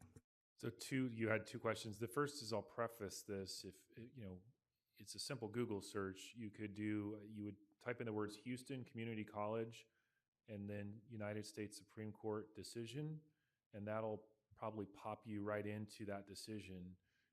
Maybe I was remiss in not providing a copy of it. It's actually kind of fascinating reading. You don't have to dig in if you really want to dig into the legalese and all this stuff, but if you read the beginning of that opinion, it'll describe what that council member or what that board member did there. And, he obviously knew how to get under everybody's skin and did some pretty awful things. And, so the reason I mention that is just because, your recourse as a council or a board or an elected body, that's your recourse. Now, you asked a question, Councilmember Shaw, about, if someone is misrepresented. Well, maybe let me see if I'm interpreting this correctly. If you as a council have appointed a council member to represent you on another committee, whether it's a JPA or something where we're a part of, and you believe as a council member, the other council member has misrepresented himself or herself, or the council's prerogatives, or is not, really acting in accordance with what a majority of the council would want, you have the right to recall that council member. And that would be just, you'd make that request through future agenda items and say, I'd like to, recall the council member X because he or she is not acting in accordance with the council's direction. And then, obviously if it's in future agenda item requests, we can't really talk too much about that, but then you would basically just unappoint somebody. And I've done that before, not in this city. So you have that right. You can recall someone or you can replace someone. That does not require a censure. Now, obviously you'd have to have your reasons. You'd have to put that on the record. And I'm sorry, your other question was? So that's recall from that committee or that assignment, not recall from. Not recall, you would essentially unappoint somebody. Gotta watch that word. Yeah, I know. I understand for you guys, recall means something different than for me. And I'm sorry, your second question was? So that kind of answered the second question, is because you at first said censure, that's it, right? But does censure, and if a recall was requested, it wouldn't necessarily have to be through a censure. That could be separate. So there is another. Yeah, in other words, you can unappoint somebody. Okay. But I think you'd need a reason to do that, not just because you don't like somebody, but because they didn't carry out the council's prerogative on that committee, or they misrepresented, or they did something very untoward that is meriting, the council pulling them back and assigning someone else. And then I did remember that my second question was, as far as the committee, you had in your staff report that said a committee would need to be made. Does that motion need to be, I want to look into this, and that committee, or can the committee look into whether the actions would need? You could, we could, you know, if you wanted to appoint a council censure committee, that committee could then come and do a report to the council without a resolution and say, we think we should, you know, in other words, you kind of do it in, instead of going directly to a censure, it's sort of a, let's look into it and report back. And if we report back and say, yeah, we should go forward with it, then direction can be given, or no, we don't think so, then yes, you can do that. Thank you. Councilmember Fuller.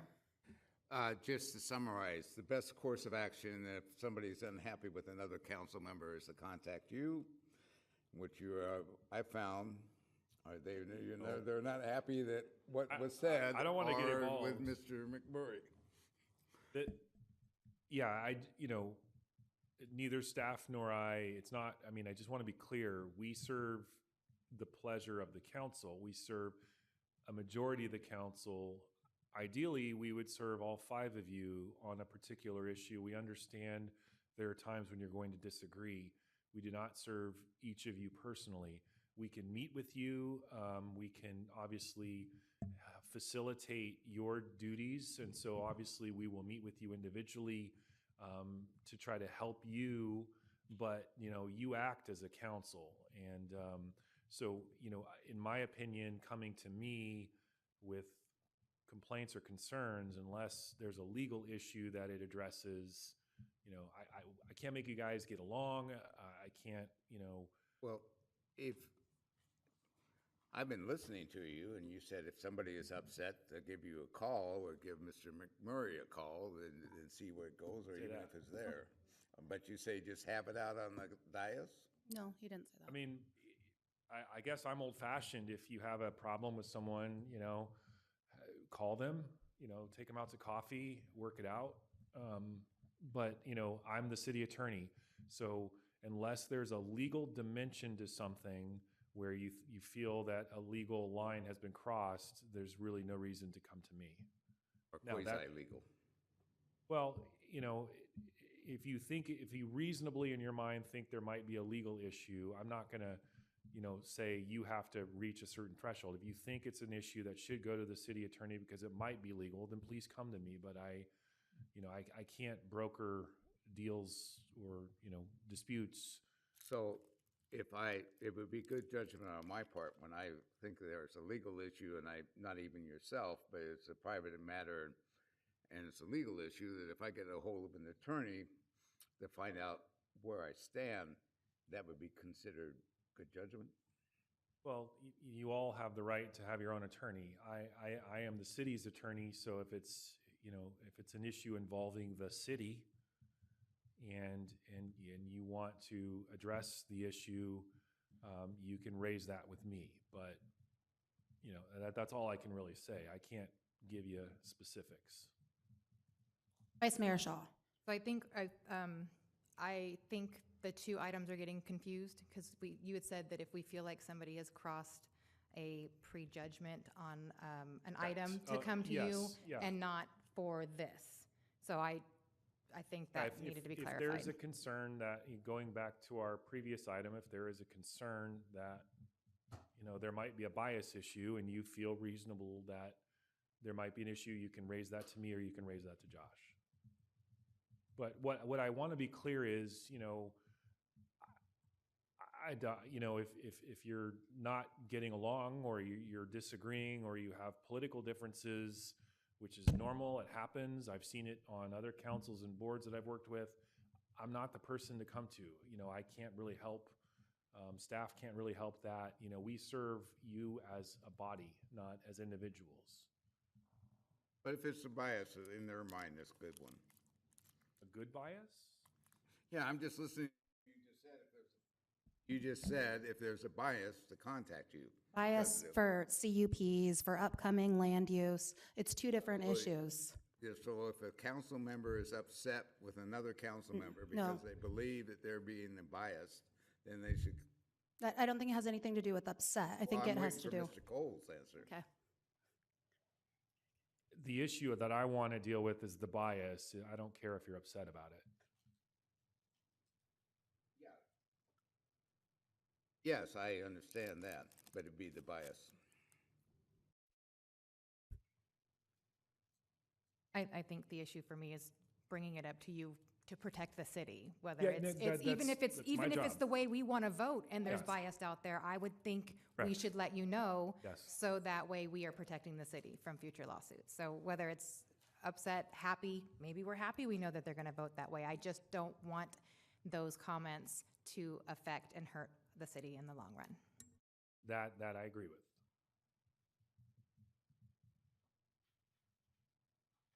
Okay, any more discussion on this item?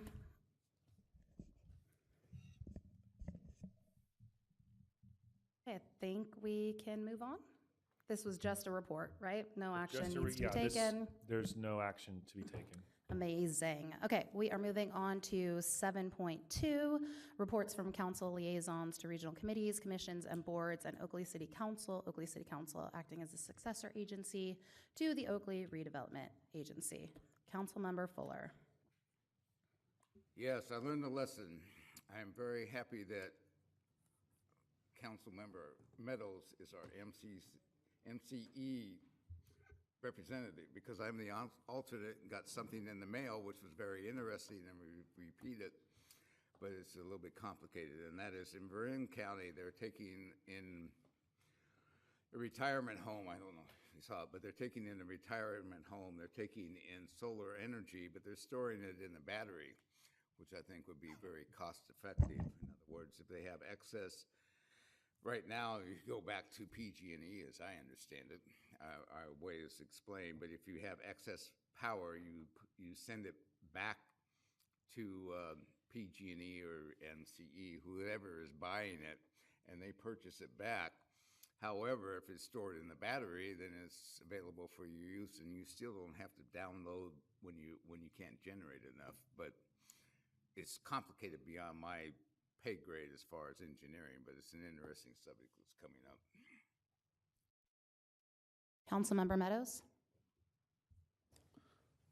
I'll be attending MC's meeting next week.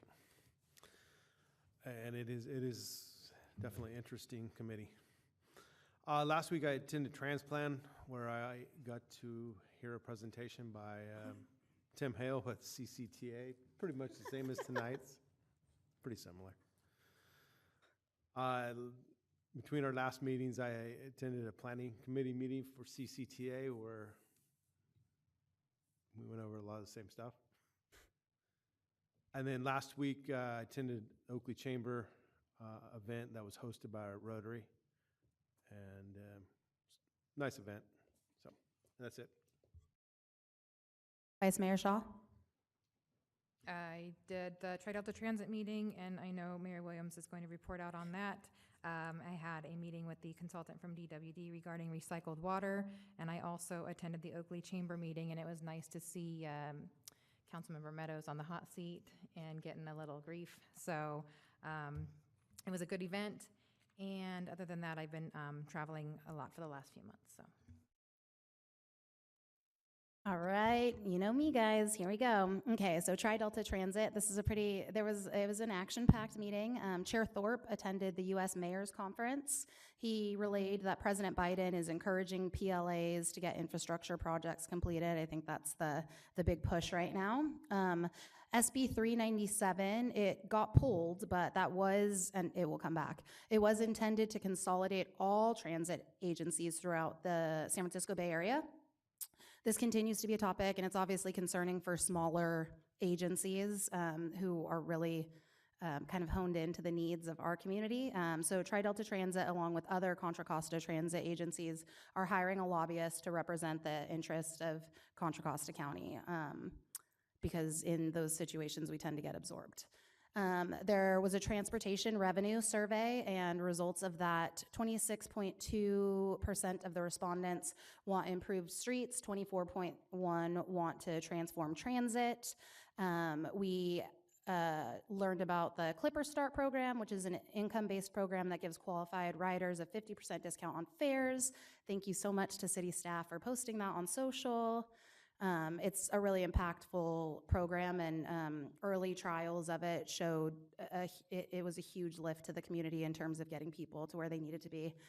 We got a service performance update. There are 1.34 accidents per 100K miles driven. Mostly those were new operators. The training curriculum has since been updated to address this. The other major thing they needed to address was courtesy. Complaints per 100K boardings have now decreased by 31%, also as a result of retraining. Ridership has increased by 23%. It's still 33% lower than pre-COVID, but Try My Ride has more than doubled.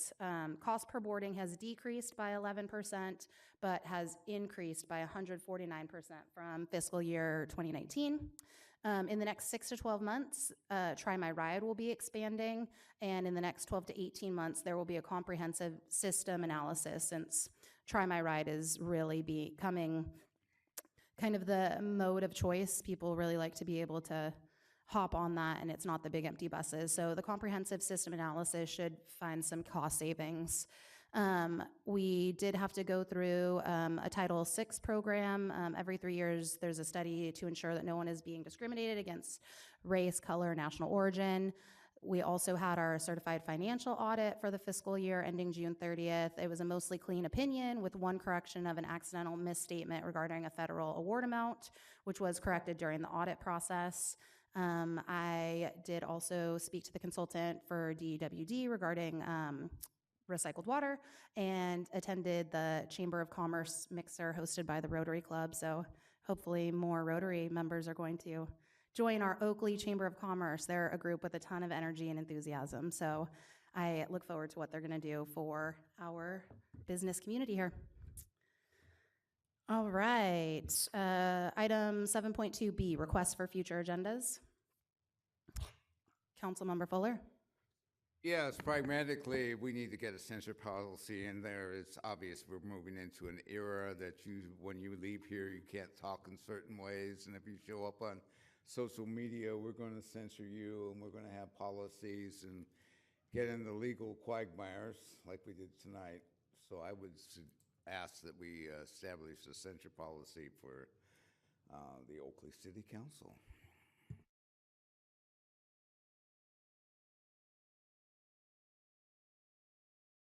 Okay, it doesn't look like that got a second. Are there any more requests for future agenda items? Okay. Item 8, work sessions. There are no work sessions. Item 9, there is a closed session. A public employee performance evaluation pursuant to Government Code Section 54954.5E for the city manager. Our next regular meeting will be held Tuesday, February 27th, 2024. We are going to adjourn after the closed session, so you don't have to hang around if you don't want to. Thank you all for attending.